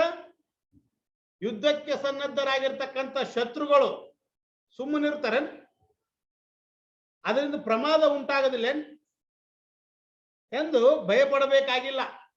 ಯಾಕಂದ್ರೆ ಅಚ್ಯುತನಾಗಿರ್ತಕ್ಕಂಥ ನಿನ್ನ ಆಶ್ರಯದಲ್ಲಿರುವ ನನಗೆ ಪ್ರಮಾದವು ಹೇಗೆ ಉಂಟಾಗ್ತದ? ನನಗೆ ಯಾವ ರೀತಿಯ ಭಯವೂ ಇಲ್ಲ ಅಂತೇಳಿ ಅಚ್ಯುತ ಎಂಬ ಪದವು ಸೂಚಿಸುತ್ತದೆ ಅಂತೇಳಿ ಅಭಿಪ್ರಾಯ ಪಡ್ತಾರೆ. ಇಲ್ಲಿ ಈ 2 ಸೇನೆಯವರನ್ನು ನೋಡಬೇಕೆಂದು ಅರ್ಜುನ ಅಭಿಲಾಷೆ, ಅವನ ಇಚ್ಛೆ. ಅದ್ರ ತಾತ್ಪರ್ಯ ಏನು ಅಂದ್ರ, ಇಲ್ಲಿ ತಾನು ಮಾಡಬೇಕಾಗಿರ್ತಕ್ಕಂಥ ಕೆಲಸದ ಬಗ್ಗೆ ಸರಿಯಾಗಿ ವಿಚಾರ ವಿಮರ್ಶೆ ಮಾಡಿ ಪ್ರಾಜ್ಞರ ಸಲಹೆಯನ್ನು ತೆಗೆದುಕೊಂಡು ಅನಂತರ ಅದರಲ್ಲಿ ಬುದ್ಧಿವಂತನು ಪ್ರವೇಶಿಸುತ್ತಾನೆ ಅಂತ ಅರ್ಥ. ಈಗ ಸಾಮಾನ್ಯವಾಗಿ ನೀವು ಮನೆ ಕಟ್ತೀರಿ, ಮನೆ ಕಟ್ಟದೈತೆ ಅಂತ ತಿಳ್ಕೋರಿ. ಮನೆ ಕಟ್ಟದೈತಂದ್ರೆ ಆಯ್ತು, ಚೆಕ್ ಕಟ್ಟದ ಕಟ್ಲಿಕ್ಕೆ ಶುರು ಮಾಡ್ತೀರಿ? ಇಲ್ಲ. ಏನ್ ಮಾಡ್ತೀರಿ? ಇಂಜಿನಿಯರ್ ಅಂತ ಹೋಗ್ತಿರಲ್ಲ, ಮನೆ ಯಾವ ರೀತಿಯಾಗಿ ಕಟ್ಟಬೇಕು, ಎಷ್ಟು MM ಸಳಿ ಹಾಕ್ಬೇಕು, ಯಾವುದು ಎಷ್ಟು ಉದ್ದಾಗಲ ಇರಬೇಕು, ಇದನ್ನೆಲ್ಲ ಆ ಮನೆಯನ್ನ ಕಟ್ಟೋದನ್ನ ಬಲ್ಲಂತವ್ರ ಕಡೆ ಹೋಗಿ ಪ್ಲಾನ್ ಮಾಡಿಸಿ ನಂತರ ಕಟ್ಟೋದು ಶುರು ಮಾಡ್ತಾರೆ, ಹೌದಿಲ್ಲ? ಅದರಂತೆ ಇಲ್ಲಿ ಅರ್ಜುನನು ಕೂಡ ತಾನು ಮಾಡ್ತಕ್ಕಂಥ ಈ ಯುದ್ಧದ ಕಾರ್ಯ ಬಗ್ಗೆ ವಿಚಾರ ವಿಮರ್ಶೆ ಮಾಡಿ ಬಲ್ಲವರಿಂದ ಸಹಾಯವನ್ನು ಪಡೆದುಕೊಂಡು ಯುದ್ಧ ಮಾಡಬೇಕು ಅಂತೇಳಿ ಅವನ ಒಂದು ಅಭಿಪ್ರಾಯ. ಇನ್ನ ಈ ಯಾವ ಒಂದು ವಿಚಾರ ವಿಮರ್ಶೆ ಇರೋದನ್ನ ಕೆಲಸದಲ್ಲಿ ತೊಡಗತಕ್ಕಂಥವ್ರದು ಅಜ್ಞಾನಿಗಳ ಲಕ್ಷಣ ಅಂತ ಹೇಳ್ತಾರೆ. ಇಲ್ಲಿ ಅರ್ಜುನ ದೈವಿ ಗುಣ ಸಂಪನ್ನನಾಗಿದ್ದಾನೆ. ಆದ್ರಿಂದ ಅವನು ಒಂದು ಸಾರಿ ಹಿಂದ ಮುಂದೆ ನೋಡ್ಬೇಕಂತೇಳಿ ಇಚ್ಛೆ ಆಯ್ತು ಅವನಿಗೆ. ಅರ್ಜುನನ ಪ್ರವೃತ್ತಿ ಸಹ ಈ ಅಭಿಪ್ರಾಯವನ್ನೇ ಸೂಚಿಸ್ತದೆ. ಯುದ್ಧದ ಅಪೇಕ್ಷೆಯಿಂದ ಬಂದಂತ ಎರಡು ಸೇನೆಯಲ್ಲಿರುವ ವೀರ ಶೂರರುಗಳನ್ನು ನೋಡ್ಲಿಕ್ಕೆ ಯೋಗ್ಯವಾಗುವಂತೆ ನನ್ನ ರಥವನ್ನು ನೀನು ನಿಲ್ಲಿಸು. ಯೋಗ್ಯವಾಗುವಂತೆ ಅಂದ್ರೆ ಏನು? ಯಾವ ಪ್ರದೇಶದಲ್ಲಿ ಎಷ್ಟು ಹೊತ್ತು ನಿಲ್ಲಿಸಿದ್ರೆ ನನ್ನ ಅಭಿಲಾಷೆಯು ತೀರುತ್ತದೆಯೋ ಅಷ್ಟು ಹೊತ್ತು ನಿಲ್ಲಿಸು ಅಂತೇಳಿ ಅರ್ಥ. ಯಾವದೇತನ್ ನಿರೀಕ್ಷೇಹಂ ಯೋದ್ಧು ಕಾಮಾನವಸ್ಥಿತಾನಂತ ಅಂದ್ರ ಯಾವದೇತಾನ್ ನಿರೀಕ್ಷೇಹಂ ಯೋದ್ಧು ಕಾಮಾನವಸ್ಥಿತಾನ್ ಕೈರ್ಮಯ ಸಹ ಯೋದ್ಧವ್ಯಂ ಅಸ್ಮಿನ್ ರಣ ಸಮುದ್ಯಮೆ ಅಂತ. ಅಂದ್ರೆ ಎರಡು ಸೇನೆಗಳ ಮಧ್ಯದಲ್ಲಿ ರಥವನ್ನು ಎಲ್ಲಿ ನಿಲ್ಲಿಸಿದ್ರೆ ಎಲ್ಲಿ ನಿಲ್ಲಿಸೋದು ಅಂತ ಕೇಳಿದ್ರ ಅರ್ಜುನನು ಹೇಳ್ತಾನ, ಯುದ್ಧದ ಇಚ್ಛೆಯಿಂದ ಬಂದಿರತಕ್ಕಂತ ಕೌರವರ ಸೇನೆಯಲ್ಲಿ ಎಷ್ಟು ಜನ ರಾಜರಿರುವರೋ ಅವರೆಲ್ಲರನ್ನು ನಾನು ಎಲ್ಲಿಯವರೆಗೆ ನೋಡುವುದಿಲ್ಲವೋ ಅಲ್ಲಿವರೆಗೆ ತಾವು ನನ್ನ ರಥವನ್ನು ಅಲ್ಲಿಯೇ ನಿಲ್ಲಿಸಿರಿ ಅಂತ ಹೇಳ್ತಾನೆ. ಈ ಯುದ್ಧದಲ್ಲಿ ಅರ್ಥಾತ್ ನಾನು ಯಾರೊಡನೆ ಯುದ್ಧ ಮಾಡುವುದಿದೆ, ಈ ರಣರಂಗದಲ್ಲಿ ಯುದ್ಧ ಮಾಡ್ಲಿಕ್ಕೆ ಬಂದವರಲ್ಲಿ ನಾ ಯಾರೊಡನೆ ಯುದ್ಧ ಮಾಡ್ಬೇಕು, ಅವರಲ್ಲಿ ನನಗೆ ಬಲ ಸಮಾನರು ಯಾರು, ನನ್ನ ಸರಿ ಸಮಾನರು ಯಾರು, ನನಗಿಂತ ಕಡಿಮೆ ಬಲವುಳ್ಳವರು ಯಾರು, ನನಗಿಂತ ಅಧಿಕ ಬಲವುಳ್ಳವರು ಯಾರು, ಇವನ್ನೆಲ್ಲ ನಾನು ನೋಡುತ್ತೇನೆ ಅಂತೇಳಿ ಅರ್ಜುನ ಪರಮಾತ್ಮನಿಗೆ ಹೇಳಿದ. ಹೇಳಿದ ನಂತರ ಪರಮಾತ್ಮ ಸರ್ವಜ್ಞ, ಅವನು ಸರ್ವಜ್ಞ ಪರಮಾತ್ಮ ಏನ್ ಮಾಡಿದಂದ್ರ ಅಲ್ಲಿ ರಥವನ್ನು ಹೋಗಿ ನಿಲ್ಲಿಸ್ತಕ್ಕಂಥವನಾಗ್ತಾನೆ. ಅದಕ್ಕಿಂತ ಪೂರ್ವದಲ್ಲಿ ಹೇಳ್ತಾರ, ಯೋತ್ಸ್ಯಮಾನಾನ ವೇಕ್ಷೇಯಂ ಏತೇತ್ರ ಸಮಾಗತಃ ಭಾರತ ರಾಷ್ಟ್ರಸ್ಯ ದುರ್ಬುದ್ಧೇ ಯುದ್ಧೇ ಪ್ರಿಯ ಚಿಕೀರ್ಷವ. ಅರ್ಜುನ ಹೇಳ್ತಾನೆ, ಇನ್ನು ಈ ದುರ್ಬುದ್ಧಿಯಿಂದ ಕೂಡಿದಂತ ದುರ್ಯೋಧನನಿಗೆ ಪ್ರಿಯವನ್ನು ಉಂಟು ಮಾಡಲು ಯಾವ ಯಾವ ವೀರರು ಈ ರಣರ ಕ್ಷೇತ್ರದಲ್ಲಿ ಬಂದಿದ್ದಾರೆ, ಅಂತ ಯುದ್ಧ ಅಭಿಲಾಷವುಳ್ಳಂತ ರಾಜರುಗಳನ್ನು ನಾನು ನೋಡ್ಬೇಕಾಗೈತಿ. ನನ್ನ ರಥವನ್ನು ಎರಡು ಸೇನೆಗಳ ಮಧ್ಯದಲ್ಲಿ ಒಯ್ದು ನಿಲ್ಲಿಸು ಅಂತ ಹೇಳ್ತಾ ಇದ್ದಾನ.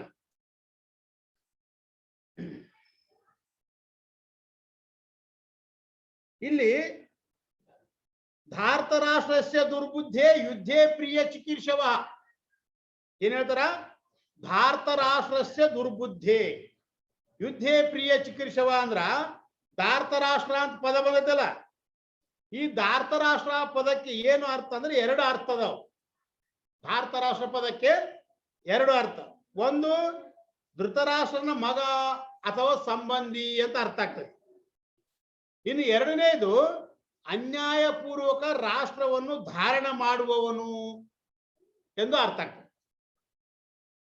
ಈ ದುರ್ಯೋಧನನಿಗೆ ಭಾರತ ರಾಷ್ಟ್ರಸ್ಯ ದುರ್ಬುದ್ಧಿ ಅಂತಕ್ಕಂಥ ಪದವನ್ನು ಇಲ್ಲಿ ಭಾರತ ರಾಷ್ಟ್ರ ಪದವನ್ನು ಬಳಸಿದ್ದಾರೆ. ಇಲ್ಲಿ ದುರ್ಯೋಧನನಿಗೆ ದುರ್ಬುದ್ಧಿ ಅಂತ ಹೇಳಿದಾರೆ, ಇಲ್ಲಿ ಹೌದಲ್ಲ? ಭಾರತ ರಾಷ್ಟ್ರಸ್ಯ ದುರ್ಬುದ್ಧಿ ಅಂತ ಹೇಳಿದಾರೆ. ಇದು ಏನನ್ನು ತಿಳಿಸ್ತದ? ದುರ್ಬುದ್ಧಿ ಅಂತ ಹೇಳಕ್ ಯಾಕೆ ಇಚ್ಛೆ ಮಾಡ್ತಾ ಇದ್ದಾನಂದ್ರ, ಭಾರತ ರಾಷ್ಟ್ರಸ್ಯ ದುರ್ಬುದ್ಧಿ ಎನ್ನುವುದರಲ್ಲಿ ಒಂದು ಅರ್ಥ ಐತಿ. ಏನು? ಭಾರತ ರಾಷ್ಟ್ರಸ್ಯ ದುರ್ಬುದ್ಧಿ ಅಂದ್ರ ಭಾರತ ರಾಷ್ಟ್ರನು ದುರ್ಬುದ್ಧಿಯವರು, ಅವರಿಗೆ ಬಂದ ಈ ದುರ್ಬುದ್ಧಿ ಈಗ ಬಂದದ್ದಲ್ಲ, ಇವರಿಗೆ ಈಗ ಬಂದದ್ದಲ್ಲ, ಅದು ತಂದೆಯಿಂದ ಬಂದೈತೆ. ಅದು ಅಂದ್ರೆ ಕಾರಣದಿಂದ ಬಂದೈತಿ, ಅದು ಈಗ ಹೋಗೋದಲ್ಲ. ಅದು ಈ ದುರ್ಯೋಧನನ್ನು ನಮ್ಮನ್ನು ನಾಶ ಮಾಡುವುದಕ್ಕಾಗಿ ಇಲ್ಲಿಯವರೆಗೆ ಎಷ್ಟೋ ಷಡ್ಯಂತ್ರಗಳನ್ನು ರಚಿಸುತ್ತಾನೆ ಅವನು, ಹೌದಿಲ್ಲ? ದುರ್ಯೋಧನ ಪಾಂಡವರನ್ನ ನಾಶ ಮಾಡ್ಬೇಕಂತೇಳಿ ಎಂತೆಂತ ಷಡ್ಯಂತ್ರಗಳನ್ನು ಅವನು ರಚಿಸಿದ. ಅವನು ನಮ್ಮನ್ನು ಅಪಮಾನಿತಗೊಳಿಸಿದ. ಅರ್ಜುನ ಹೇಳ್ತಾ ಇದ್ದಾನ, ಅವನು ನಮ್ಮನ್ನೆಲ್ಲ ಅಪಮಾನಗೊಳಿಸಿದ. ನಿಯಮಾನುಸಾರವಾಗಿ ನ್ಯಾಯದಿಂದ ಕೊಡಬೇಕಾಗಿರ್ತಕ್ಕಂಥ ಅರ್ಧ ರಾಜ್ಯವನ್ನು ಕೊಡಬೇಕಾಗಿತ್ತು, ಆದ್ರೆ ಅವನು ಕೊಡ್ಲಿಲ್ಲ. ಅಲ್ಲದೇನೆ ಅದನ್ನು ಕೂಡ ಅಪಹರಿಸಿದನು, ಅರ್ಧ ರಾಜ್ಯವನ್ನು ಕೂಡ ಕೊಡ್ಲಿಲ್ಲ. ಅದೇ ಅಲ್ದೇನೆ ಮತ್ತೆ ಇದಕ್ಕೆ ದುರ್ಬುದ್ಧಿ ಅನ್ಬೇಕು, ಏನನ್ಬೇಕು? ಯಾರಿಗೆ ನ್ಯಾಯ? ಈಗ ನೀವು 4 ಮಂದಿ ಅಣ್ಣ ತಮ್ಮರು ಇರ್ತೀರಿ, 4 ಮಂದಿ ಅಣ್ಣ ತಮ್ಮರು ಅದಿರಿ ಅಂದ್ರ ತಂದೆ ಆಸ್ತಿ ಏನೈತೆ ಅದನ್ನ ಸರಿಯಾಗಿ 4 ಮಂದಿ ಹಂಚ್ಕೋಬೇಕು. ಅದನ್ನ ಹಂಚ್ಕೊಳ್ಳೋದು ನ್ಯಾಯ. ಅದು ಇಲ್ಲ ಅವ್ರದ್ದು ನನಗೆ ಇರ್ಲ ಅಂದ್ರೆ ಮತ್ತೆ ಏನ್ ಅನ್ಬೇಕದು? ದುರ್ಬುದ್ಧಿನೇ ಅನ್ಬೇಕು ಮತ್ತಿನ್ನೇ. ಇಲ್ಲಿ ಬಂತ ದುರ್ಬುದ್ಧಿ ಉಳ್ಳಂತ ರಾಜನ ಜೊತೆಗೆ ಯಾರ್ಯಾರು ಬಂದಿದ್ದಾರೆ, ಅವನಿಗೆ ಸಂತೋಷವನ್ನು ಉಂಟು ಮಾಡ್ಲಿಕ್ಕೆ ಬಂದಿದ್ದಾರೆ ಅವರು. ವಾಸ್ತವದಲ್ಲಿ ಮಿತ್ರರ ಕರ್ತವ್ಯ ಏನು ಅಂತ ಕೇಳಿದ್ರ, ಅವರಿಗೆ ಸಹಾಯ ಮಾಡ್ತಾರಂದ್ರೆ ಅವ್ರ ಮಿತ್ರರು. ಮಿತ್ರರಂದ್ರೆ ಯಾರಿಗೆ ಅನ್ಬೇಕು? ಇಲ್ಲಿ ಮಿತ್ರರಂತ ಅವನ ಕರ್ತವ್ಯ ಏನಂತಂದ್ರ, ತಮ್ಮ ಮಿತ್ರನಿಗೆ ಇಹಲೋಕದಲ್ಲಿ ಮತ್ತು ಪರಲೋಕದಲ್ಲಿ ಹಿತವ ಆಗುವಂತೆ ಹೇಳ್ಬೇಕವ್ರು. ಈಗ ಗೆಳೆಯ ಅಂತಾರಲ್ಲ, ಗೆಳೆಯರಾದಂಥವ್ರು ಅವನು ದೋಸ್ತ ತನ್ನ ಏನಾದ್ರೂ ತಪ್ಪು ಕೆಲಸ ಮಾಡಿದ್ರೆ ಇದು ಅಲ್ಲ, ಇದನ್ನ ಮಾಡಬಾರ್ದು ಅಂತೇಳಿ ಬುದ್ಧಿ ಮಾತನ್ನ ಹೇಳ್ಬೇಕು. ಆ ರೀತಿಯಾಗಿ ಬುದ್ಧಿ ಮಾತನ್ನ ಹೇಳಲಿಲ್ಲ ಅಂದ್ರೆ ಏನಾಗ್ತದೆ ಅಂದ್ರ ಅವನ ಮಿತ್ರ ಅಂತ ಹೇಳ್ಸ್ಕೊಳಂಗಿಲ್ಲ. ಆ ದುರ್ಯೋಧನನ ದುರ್ಬುದ್ಧಿಯನ್ನು ಶುದ್ಧಗೊಳಿಸೋದು ಬಿಟ್ಟು ಮತ್ತಷ್ಟು ಹೆಚ್ಚಿಸ್ತಾರಲ್ಲ ಇವರು ಅಂತೇಳಿ, ಅಲ್ಲದೆ ದುರ್ಯೋಧನದಿಂದ ಯುದ್ಧ ಮಾಡಿಸ್ತಾರೆ ಇವರು. ಯುದ್ಧದಲ್ಲಿ ಅವನಿಗೆ ಸಹಾಯ ಮಾಡಿ ಅವನನ್ನು ಮತ್ತಷ್ಟು ಪತನದತ್ತ ಒಯ್ತಾ ಇದ್ದಾರಲ್ಲ, ಪಾಪ ಕರ್ಮವನ್ನೇ ಮಾಡಿಸ್ತಾ ಇದ್ದಾರಲ್ಲ ಅಂತೇಳಿ ಅವನ ಅಭಿಪ್ರಾಯ. ತಾತ್ಪರ್ಯ ಏನಂದ್ರ, ದುರ್ಯೋಧನನ ಹಿತ ಯಾವ ಮಾತಿನಲ್ಲಿದೆ? ಯಾವುದರಿಂದ ಅವನಿಗೆ ರಾಜ್ಯ ಪ್ರಾಪ್ತಿ ಆಗುವುದು, ಅವನಿಗೆ ಯಾವುದರಿಂದ ಪರಲೋಕ ಪ್ರಾಪ್ತಿ ಆಗುವುದು, ಅವನು ಯಾವುದರಿಂದ ಸುಧಾರಿಸುವನು, ಈ ವಿಷಯದ ಬಗ್ಗೆ ಯಾರು ವಿಚಾರ ಮಾಡ್ತಾ ಇಲ್ಲ ಇಲ್ಲಿ. ಆ ದುರ್ಯೋಧನನಿಗೆ ರಾಜ್ಯ ಪ್ರಾಪ್ತಿ ಆಗುವುದಾಗ್ಲಿ, ಪರಲೋಕ ಪ್ರಾಪ್ತಿ ಆಗುವುದಾಗ್ಲಿ, ಅವನನ್ನು ಸುಧಾರಿಸತಕ್ಕಂತ ಈ ವಿಷಯವನ್ನು ಯಾರು ಅಲ್ಲಿ ಮಾಡ್ತಾ ಇಲ್ಲ. ಅರ್ಧ ರಾಜ್ಯವನ್ನು ಪಾಂಡವರಿಗೆ ಕೊಡು ಅಂತೇಳಿ ಯಾರು ಹೇಳಲಿಲ್ಲ ಅಲ್ಲಿ. ಇವರೆಲ್ಲರೂ ದುರ್ಯೋಧನನಿಗೆ ಈ ರೀತಿ ಸಲಹೆ ಕೊಟ್ಟಿದ್ರೆ, ಕೊಡು ಅಂತೇಳಿ ಹೇಳಿದ್ರೆ ಅವನು ಕೊಡ್ತಿದ್ನ. ಆದ್ರ ದುರ್ಯೋಧನಿಗೆ ಅರ್ಧ ರಾಜ್ಯನೂ ಉಳಿತಿತ್ತಲ್ಲ ಕೊಟ್ರೆ, ಆದ್ರೆ ಅವನಿಗೆ ಪರಲೋಕವು ಪ್ರಾಪ್ತಿ ಆಗ್ತಿತ್ತು. ಆ ಟೈಮ್ದಲ್ಲಿ ಕೊಟ್ಟಿದ್ರ, ನ್ಯಾಯಪೂರ್ವಕವಾಗಿ ನಡ್ಕೊಂಡಿದ್ರ, ಅದನ್ನು ಇವನು ಮಾಡಲಿಲ್ಲ. ಆದ್ದರಿಂದ ಯೋತ್ಸ್ಯಮಾನಾನವೇಕ್ಷೇಹಂ ಏ ತೇತ್ರ ಸಮಾಗತಃ ಅಂದ್ರೆ ಈ ಕೌರವರ ಸೇನೆಯಲ್ಲಿ ಯುದ್ಧಕ್ಕಾಗಿ ಯಾರ್ಯಾರು ಉತ್ಸಾಹಿಗಳಾಗಿದ್ದಾರೆ ಅವರನ್ನು ನಾನು ಸ್ವಲ್ಪ ನೋಡ್ತೀನಿ ಅಂತ ಹೇಳ್ತಾನೆ. ಇವರು ಅಧರ್ಮ ಮತ್ತು ಅನ್ಯಾಯ ಪಕ್ಷದಲ್ಲಿದ್ದಾರೆ. ಇವರೆಲ್ಲ ಇವರು ನಮ್ಮ ಎದುರಿಗೆ ನಿಲ್ಲಲಾರರು, ಇವರು ನಾಶ ಆಗೇನೆ ಹೋಗ್ತಾರು ಅಂತೇಳಿ ಅವನ ಅಭಿಪ್ರಾಯ. ಅರ್ಜುನನು ಶ್ರೀಕೃಷ್ಣ ಪರಮಾತ್ಮನನ್ನು ಕುರಿತು ಈ ರೀತಿಯಾಗಿ ಹೇಳುವುದರಿಂದ ಭಗವಂತನ ಏನ್ ಮಾಡಿದ್ನ ಅಂದ್ರ, ಮುಂದಿನ ಶ್ಲೋಕದಿಂದ ಸಂಜಯ್ ಹೇಳ್ತಾ ಇದ್ದಾನೆ. ಅರ್ಜುನ ಹೇಳಿದ ಈಗ ಕೃಷ್ಣ ಪರಮಾತ್ಮನಿಗೆ, ಅರ್ಜುನ ದುರ್ಯೋಧನ ಕಡೆ ಯಾರ್ಯಾರು ಯುದ್ಧ ಮಾಡ್ಲಿಕ್ಕೆ ಬಂದಾರ ಅವರೆಲ್ಲರನ್ನ ನಾನು ನೋಡ್ಬೇಕು, 2 ಸೇನೆಗಳ ಮಧ್ಯದಲ್ಲಿ ನನ್ನ ರಥವನ್ನು ಒಯ್ದು ನಿಲ್ಲಿಸು ಅಂತ ಹೇಳಿದ ನಂತರ ಪರಮಾತ್ಮ ಏನ್ ಮಾಡಿದ ಅದನ್ನ ಇಲ್ಲಿ ಸಂಜಯ ಮುಂದಿನ ಶ್ಲೋಕದಿಂದ ಹೇಳ್ತಾ ಇದ್ದಾನೆ. ಸಂಜಯ ಉವಾಚ ಏವ ಮುಕ್ತೋ ಋಷಿಕೇಶೋ ಗುಡಾಕೇಶೇನ ಭಾರತ ಸೇನಯೋರುಭಯೋರ್ ಮಧ್ಯೆ ಸ್ಥಾಪಯಿತ್ವಾ ರಥೋತ್ತಮಂ ಭೀಷ್ಮ ದ್ರೋಣ ಪ್ರಮುಖತಃ ಸರ್ವೇಷಾಂ ಚ ಮಹೀಕ್ಷಿತಾಂ ಉವಾಚ ಪಾರ್ಥ ಪಶ್ಯೈತಾನ್ ಸಮಾವೇತಾನ್ ಕುರುನಿತಿ ಅಂತ.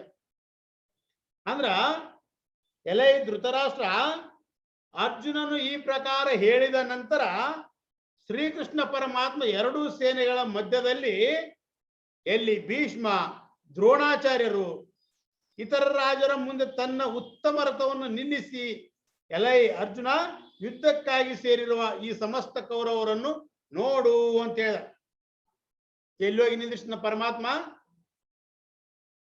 ಭೀಷ್ಮ ದ್ರೋಣ ಅವ್ರು ಎಲ್ಲಿದ್ರು ಅಲ್ಲಿ ಹೋಗಿ ರಥವನ್ನು ನಿಲ್ಲಿಸಿದ. ಈಗ ನೋಡು ಅಂತ ಹೇಳಿದ. ಈ ಶ್ಲೋಕದಲ್ಲಿ ಶ್ರೀಕೃಷ್ಣ ಪರಮಾತ್ಮನಿಗೆ ಏನು ಪ್ರಯೋಗ ಮಾಡಿದಾನೆ ಶಬ್ದವನ್ನು? ಋಷಿಕೇಶ. ಏವ ಮುಕ್ತ ಋಷಿಕೇಶ, ಋಷಿಕೇಶ ಅಂತ ಶಬ್ದ ಪ್ರಯೋಗ ಮಾಡಿದಾರ ಅರ್ಜುನನನ್ನು ಕುರಿತು. ಇನ್ನೊಂದು ಗುಡಾಕೇಶ ಅಂತನೂ ಶಬ್ದ ಪ್ರಯೋಗ ಆಗ್ತದೆ ಅರ್ಜುನನಿಗೆ. ಋಷಿಕೇಶ ಗುಡಾಕೇಶ ಅಂತನೂ ಶಬ್ದ ಪ್ರಯೋಗ ಐತಿ. ಈ ಅನೇಕ ಪದಗಳಿಗೆ ಅನೇಕ ವ್ಯಾಖ್ಯಾನಗಳದಾವ. ಅಂದ್ರೆ ಇಲ್ಲಿ ಋಷಿಕೇಶ ಎಂಬ ಶಬ್ದಕ್ಕೆ ಈ ಮೊದಲೇ ಒಂದೆರಡು ಅರ್ಥಗಳನ್ನು ಸೂಚಿಸಿದೆ. ಋಷಿಕೇಶ ಅನ್ನೋದಕ್ಕೆ ಮೊನ್ನೆ ಹೇಳಿದೆ ನಾನು, ಏನು ಇಂದ್ರಿಯಗಳಿಗೆ ಋಷಿಕ್ ಅಂತಾರ, ಏಕೆಂದ್ರೆ ಅವುಗಳು ಜೀವನಿಗೆ ಹರ್ಷವನ್ನು ಉಂಟು ಮಾಡುವುದರಿಂದ ಅಂತ. ಇಂದ್ರಿಯಗಳ ಒಂದು ಉಪಭೋಗ ಮಾಡುವುದರಿಂದ ಅವನಿಗೆ ಸಂತೋಷ ಆಗ್ತದೆ, ಖುಷಿ ಆಗ್ತದಲ್ಲ, ಆದ್ದರಿಂದ ಅವುಗಳನ್ನ ಏನಂತಾರ ಋಷಿಕ ಅಂತ ಹೆಸರು. ಆ ಇಂದ್ರಿಯಗಳೇ ಸತ್ತಾ ಸ್ಫೂರ್ತಿ ಕೊಟ್ಟು ಪ್ರೇರೇಪಿಸುವನಾದ್ದರಿಂದ ಶ್ರೀಕೃಷ್ಣ ಪರಮಾತ್ಮನಿಗೆ ಏನಂತಾರ ಋಷಿಕೇಶ ಅಂತೇಳಿ ಹೆಸರಂತಾರ. ಮತ್ತೊಂದು ಮಹಾನುಭಾವರು ಇದಕ್ಕೆ ಮತ್ತೊಂದು ಅರ್ಥವನ್ನು ಸೂಚಿಸಿದ್ದಾರೆ. ಋಷಿಕೇಶ ಅನ್ನೋ ಶಬ್ದಕ್ಕೆ ಋಷಿ ಪ್ಲಸ್ ಕೇಶ, ಋಷಿಕೇಶ ಸಂಧಿ ಮಾಡಿದ್ದಾರೆ ಅಲ್ಲಿ. ಅಂದ್ರ ಹರ್ಷದಿಂದ ರೋಮಾಂಚಿತವಾದ ಕೇಶಗಳುಳ್ಳವನು ಅಂತ ಅರ್ಥ. ಋಷಿ ಅಧಿಕ್ ಕೇಶ ಅಂದ್ರ ಅಲ್ಲಿ ಹರ್ಷದಿಂದ ರೋಮಾಂಚಿತವಾದ ಕೇಶಗಳುಳ್ಳವನು ಅಂತ. ಇಲ್ಲಿ ಶ್ರೀಕೃಷ್ಣನು ಕೂಡ ಚಿದಾನಂದ ಘನ ಸ್ವರೂಪನವನು, ಅವನ ಆನಂದಕ್ಕೆ ಯಾವುದು ಕೊರತೆನೇ ಇಲ್ಲ. ನಂದನವನದಂತಹ ರಮ್ಯವಾಗಿರ್ತಕ್ಕಂಥ ವೃಂದಾವನದಲ್ಲಿ ಮುರಳಿಗಾನವನ್ನು ಮಾಡಿರ್ತಕ್ಕಂಥ ಆನಂದ ಮೂರ್ತಿ ಪರಮಾತ್ಮ. ಇಷ್ಟೇ ಅಲ್ಲ, ಘೋರ ಭಯಂಕರವಾಗಿರ್ತಕ್ಕಂಥ ಈ ಕುರುಕ್ಷೇತ್ರ ಯುದ್ಧ ರಂಗದಲ್ಲಿ ಕೂಡ ಆ ಗೀತಾ ಗಾನವನ್ನು ಮಾಡಿರ್ತಕ್ಕಂಥ ಮಹಾನುಭಾವ ಕೃಷ್ಣ ಪರಮಾತ್ಮ. ಅವನ ಗಾನವು ಒಳ್ಳೆಯದರಲ್ಲಿ ಕೆಟ್ಟದರಲ್ಲಿಯೂ ಶುಭಾಶುಭಗಳಲ್ಲಿಯೂ ಕೂಡ ಕಂಡು ಬರ್ತದೆ. ಧರ್ಮರಾಜನ ಅಗ್ರ ಪೂಜೆ ಮಾಡುವಾಗ ಆ ಸಮಯದಲ್ಲಿ ಶಿಶುಪಾಲ ಏನ್ ಮಾಡಿದ? ಕೃಷ್ಣ ಪರಮಾತ್ಮನನ್ನ ನಿಂದಿಸಿದ. ಆ ಸಮಯದಲ್ಲಿ ಅವನೇನ್ ಮಾಡಿದ? ಅಲ್ಲಿ ಆ ಶಿಶುಪಾಲನನ್ನು ಸಂಹಾರ ಮಾಡಿದ. ಅದು ಅವನ ಆನಂದ ಸ್ವರೂಪ ಅಂತ ಹೇಳ್ತದೆ. ಅಂದ್ರ ಇಲ್ಲಿ ನೋಡ್ರಿ, ಕೆಟ್ಟದ್ರಲ್ಲಿಯೂ ಶುಭ ಕಂಡು ಬರ್ತದೆ. ಧರ್ಮರಾಜನ ಅಗ್ರ ಪೂಜೆಯಲ್ಲಿ ಸಮಯದಲ್ಲಿ ಕೂಡ ಶಿಶುಪಾಲನು ನಿಂದಿಸುವ ಸಮಯದಲ್ಲಿ ಕೂಡ ಅವನ ಮುಖದಲ್ಲಿ ಏನಿತ್ತು? ಕೃಷ್ಣ ಪರಮಾತ್ಮನ ಮುಖದಲ್ಲಿ ನಗೆ ಬೀರ್ತಾ ಇದ್ದ, ಸಿಟ್ಟಿಗೆ ಹೇಳಲಿಲ್ಲ. ಅದರಿಂದ ಏನ್ ಗೊತ್ತಾಗ್ತದೆ ಅಂದ್ರ ಅವನಲ್ಲಿ ಆನಂದ ಸ್ವರೂಪನಾಗಿದ್ದಾನೆ ಪರಮಾತ್ಮ ಅನ್ನೋದು ಗೊತ್ತಾಗ್ತದೆ. ಅಂದ್ರ ಇದು ಯಾವ ರೀತಿಯಾಗಿ ಗೊತ್ತಾಗ್ತದೆ ಅಂದ್ರ, ಈಗ ಹೊಸ ಗಡಿಗೆ ಇರ್ತೈತಲ್ಲ, ಹೊಸ ಗಡಿಗೆಯಾಗಿ ನೀವು ನೀರು ತುಂಬಿದ್ರಿ ಅಂದ್ರ ನೋಡೋರಿಗೆ ನೀರು ಕಾಣಂಗಿಲ್ಲ ಒಳಗಿಂದ, ಆದ್ರೆ ನೀರು ತುಂಬೈತೆ ಅಂತ ಗೊತ್ತಾಗ್ತದೆ. ಹೌದಿಲ್ಲ? ಗೊತ್ತಾಗ್ತದೆ. ಯಾಕ? ಹೊರಗೆ ನೀರಿನ ಬೆವರಿನ ಹನಿ ಬಂದಿರ್ತೈತೆ. ಅದು ಹೊಸ ಗಡಿಗೆ ಒಳಗೆ ನೀರು ತುಂಬಿತ್ತಂದ್ರೆ ಹೊರಗ ನೀರಿನ ಹನಿಗಳು ಕಂಡು ಬರ್ತಾವ. ಅದರಿಂದ ಏನ್ ಗೊತ್ತಾಗ್ತದೆ? ಒಳಗೆ ನೀರ್ ಅದಾವ, ಎಷ್ಟ್ರ ತನಕ ಅದಾವ ಅಂತ ಗೊತ್ತಾಗ್ತದೆ. ಅದು ಅರ್ಧ ಗಡಿಗೆ ಇತ್ತಂದ್ರ ಅರ್ಧ ತನಕ ಅದು ನೀರು ನಿಂತಿರ್ತೈತಿ, ತಂಪು ಬಿಟ್ಟಿರ್ತೈತಲ್ಲ, ಅದು ಸೋರ್ತೈತೆ ಅಥವಾ ಇದಾಗಿರ್ತದೆ, ಹೊಸರ್ತೈತೆ ಅಂತಾರಲ್ಲ ಗಡಿ. ಅದು ಅರ್ಧ ಗಡಿಗೆ ಐತು, ಏನು ಗಡಿಗೆ ತುಂಬೈತು ನೀರ್ ಅಂತೇಳಿ ಗೊತ್ತಾಗ್ತದೆ ಹೊಸ ಗಡಿಗೆ ಇದ್ರೆ. ಹೌದಿಲ್ಲ? ಒಳಗೆ ನೀರು ನೋಡಿಲ್ಲ ಅಂದ್ರೆ ಹೊರಗಿನಿಂದ ನೋಡಿ ಹೇಳ್ಬೋದು. ಹೌದಿಲ್ಲ? ಅಂದ್ರೆ ಇದರ ಹೆಂಗೋ ಯಾವ ರೀತಿಯಾಗಿನೋ ಅದರಂತೆ ಒಳಗೆ ಹೊರಗೆ ಬರುವುದು ಆದ್ರಿಂದಲೇ ಅವನಿಗೆ ಋಷಿಕೇಶ ಅಂತ ಹೇಳ್ತಾರ. ಆ ಟ್ಯಾಂಕಿನ ನೀರಿನಂತೆ ಹೊರಗಿನಿಂದ ತುಂಬಿರುವುದಿಲ್ಲ, ಬಾವಿ ನೀರಿನಂತೆ ಒಳಗಿನಿಂದ ಹೊರಗಿನಿಂದ ಬರುವುದು. ಆದ್ದರಿಂದಲೇ ಇಲ್ಲಿ ಪರಮಾತ್ಮನಿಗೇನು ಋಷಿಕೇಶ ಅಂತೇಳಿ ಹೆಸರು ಸಾರ್ಥಕವಾಗಿದೆ. ಇನ್ನು ಅರ್ಜುನನ ವಿಷಯದಲ್ಲಿ ಬಂದಾಗ ಗುಡಾಕೇಶ ಅಂತ ಹೇಳಿದಾರೆ ಅವನಿಗೆ. ಗುಡಾಕೇಶನಂದ್ರೆ ಅರ್ಜುನ.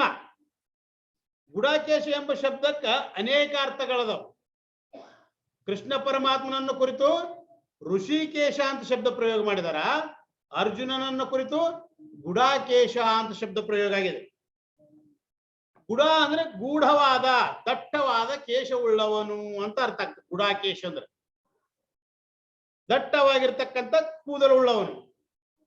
ಇನ್ನು ಎರಡನೇದ್ದು ಹೆಬ್ಬೆರಳು ಮತ್ತು ತರ್ಜನಿ ಬೆರಳು ಎರಡು ಕೂಡಿದಾಗ ಉಂಟಾಗುವ ಮುದ್ರೆಗೆ ಗುಡ ಅಂತನೂ ಕೂಡ ಹೇಳ್ತಾರೆ. ಇದೇನೈತಲ್ಲ ಇದು ಹೆಬ್ಬೆರಳು ಮತ್ತು ಅಂಗುಷ್ಟ ಬೆರಳು. ಅಂಗುಷ್ಟ ಅಂತಾರೆ ಹೆಬ್ಬೆರಳಿಗೆ ಸಂಸ್ಕೃತದಲ್ಲಿ, ಇದಕ್ಕೇನಂತಾರೆ ತರ್ಜನಿ ಬೆರಳು ಅಂತಾರೆ. ಇವು ಎರಡು ಅಂಗುಷ್ಟ ಮತ್ತು ತರ್ಜನಿ ಎರಡು ಬೆರಳು ಕೂಡಿಸಿದಾಗ ಉಂಟಾಗತಕ್ಕಂಥ ಮುದ್ರೆಗೆ ಏನಂತಾರ ಗುಡ ಅಂತೇಳಿ ಹೆಸರು. ಇನ್ನೊಂದು ಅದಕ್ಕೆ ಅಂಗುಷ್ಟ ತರ್ಜನಿ ಯೋಗೋ ಗುಡ ನಾಮ್ನಿ ಮುದ್ರಿಕಾ ಅಂತೇಳಿ ಹೇಳಿದ್ದಾರೆ. ಆ ಗುಡ ಮುದ್ರೆ ಅಂತ ಕೇಶಗಳುಳ್ಳವನಾದ್ದರಿಂದ ಅವನು ಗುಡಾಕೇಶ. ಅರ್ಥಾರ್ಥ ನೀವು ಉಂಗುರು ಕೂದಲು ಅಂತೀರಲ್ಲ, ಉಂಗುರು ಹಿಂಗಂದ್ರೆ ಏನಿದು, ಉಂಗುರು ಕೂದಲು ಇದ್ದವ್ರು ಹಿಂಗ್ ಗುಂಡು ಗುಂಡು ಇರ್ತದೆ, ಹೌದಲ್ಲ, ಗುಂಗುರು ಕೂದಲು ಅಂತಾರಲ್ಲ, ಆ ರೀತಿಯಾಗಿ ಅರ್ಜುನನ ಕೂದಲು ಆ ರೀತಿಯಾಗಿದ್ದು ಅಂತ. ಹಿಂಗ ಇದು ಮಾಡೋದಕ್ಕೆ ಗುಡ ಅಂತನೂ ಅರ್ಥ ಐತೆ. ಇನ್ನೊಂದು ಜ್ಞಾನ ಮುದ್ರೆಯನ್ನು ಅಂತಾರೆ ಇದಕ್ಕೆ. ಇಲ್ಲಿ ನಮಗೆ ಗುಡಾಕೇಶ ಅಂತ ಬಂದಿರೋದ್ರಿಂದ ಅದನ್ನಷ್ಟು ನಾವಿಲ್ಲಿ ಹೊಂದಾಣಿಕೆ ಮಾಡಿದ್ವಿ. ಇನ್ನೊಂದು ಗುಡ ಅಂದ್ರೆ ಶಿವನಿಗೆ ಹೆಸರೈತಿ, ಶಿವನ ಹೆಸರು ಕೂಡ ಗುಡ ಅಂತ ಐತಿ. ಅಂದ್ರೆ ಗುಡ ಎಂದು ಹೇಳಿಸಿಕೊಳ್ಳುವ ಶಿವನೇ ತನಗೆ ಉಪಾಸ್ಯ ದೇವತೆಯನ್ನಾಗಿ ಉಳ್ಳವನು ಅಂತ ಅರ್ಥ ಆಗ್ತದೆ ಗುಡಾಕೇಶ. ಗುಡ ಎಂಬ ಶಿವನಿಗೆ ಹೆಸರು ಗುಡ ಅಂತ ಐತಿ. ಆ ಗುಡ ಎಂದು ಹೇಳಿಸಿಕೊಳ್ತಕ್ಕಂಥ ಶಿವನೇ ತನಗೆ ಉಪಾಸ್ಯ. ಅರ್ಜುನ ಶಿವನನ್ನ ಕುರಿತು ತಪಸ್ಸೆ ಮಾಡಿದನಿಲ್ಲ, ಪಾಶುಪತಾಸ್ತ್ರ ಎಲ್ಲಿಂದ ಪಡೆದವ? ಶಿವನನ್ನು ಕುರಿತು ಉಪಾಸನೆಯನ್ನು ಮಾಡಿ ಅಲ್ಲಿ ಪಾಶುಪತಾಸ್ತ್ರವನ್ನು ಪಡೆದಂತ ಬರ್ತದಲ್ಲ. ಆದ್ದರಿಂದ ಶಿವನನ್ನೇ ಉಪಾಸ್ಯ ದೇವತೆಯನ್ನಾಗಿ ಮಾಡಿಕೊಂಡು ಉಳ್ಳವನು ಯಾವನೋ ಅವನು ಗುಡಾಕೇಶ ಅಂತ ಹೇಳ್ಬೋದು. ಈ ರೀತಿಯಾಗಿ ಅರ್ಥ ಮಾಡಿದ್ದಾರೆ.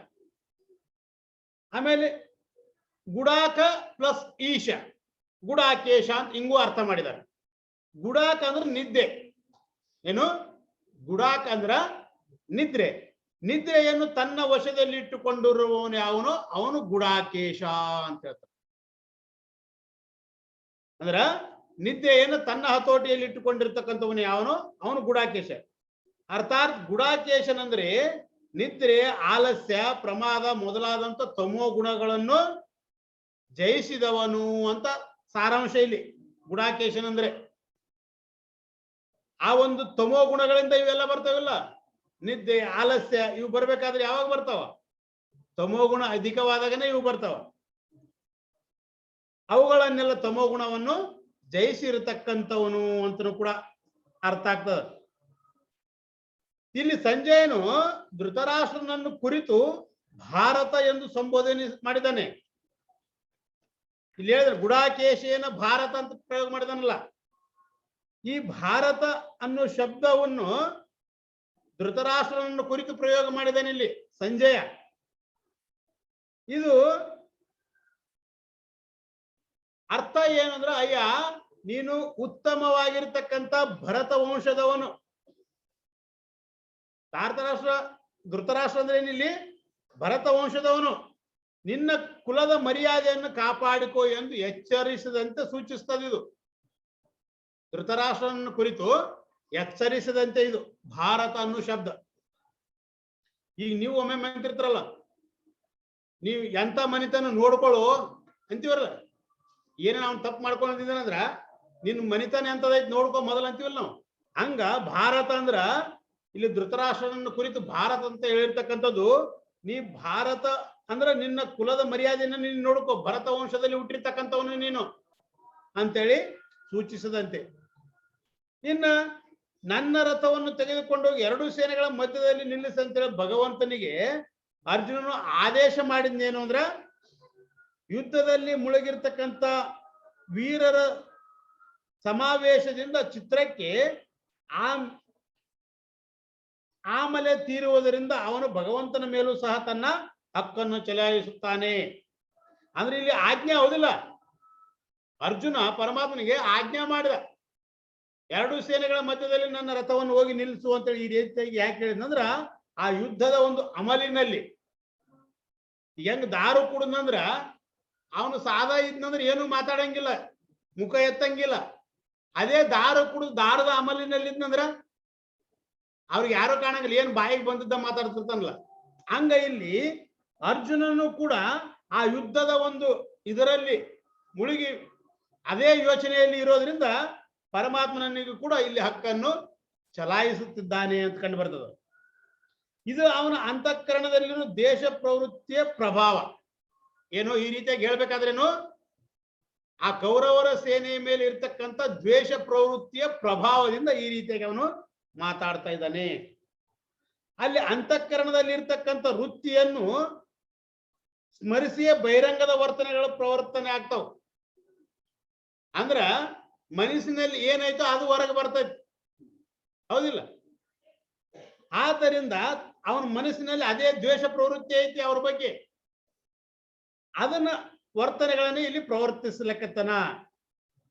ಆ ದ್ವೇಷ ಪ್ರವೃತ್ತಿಗೆ ವಶನಾಗಿರ್ತಕ್ಕಂಥ ಅವನ ಮುಖದಿಂದ ನನ್ನ ರಥವನ್ನು ತೆಗೆದುಕೊಂಡು ಹೋಗಿ 2 ಸೇನೆಗಳ ಮಧ್ಯದಲ್ಲಿ ನಿಲ್ಲಿಸು ಅಂತೇಳಿ ಅವನು ಮಾತಾಡ್ತಾ ಇದ್ದಾನೆ.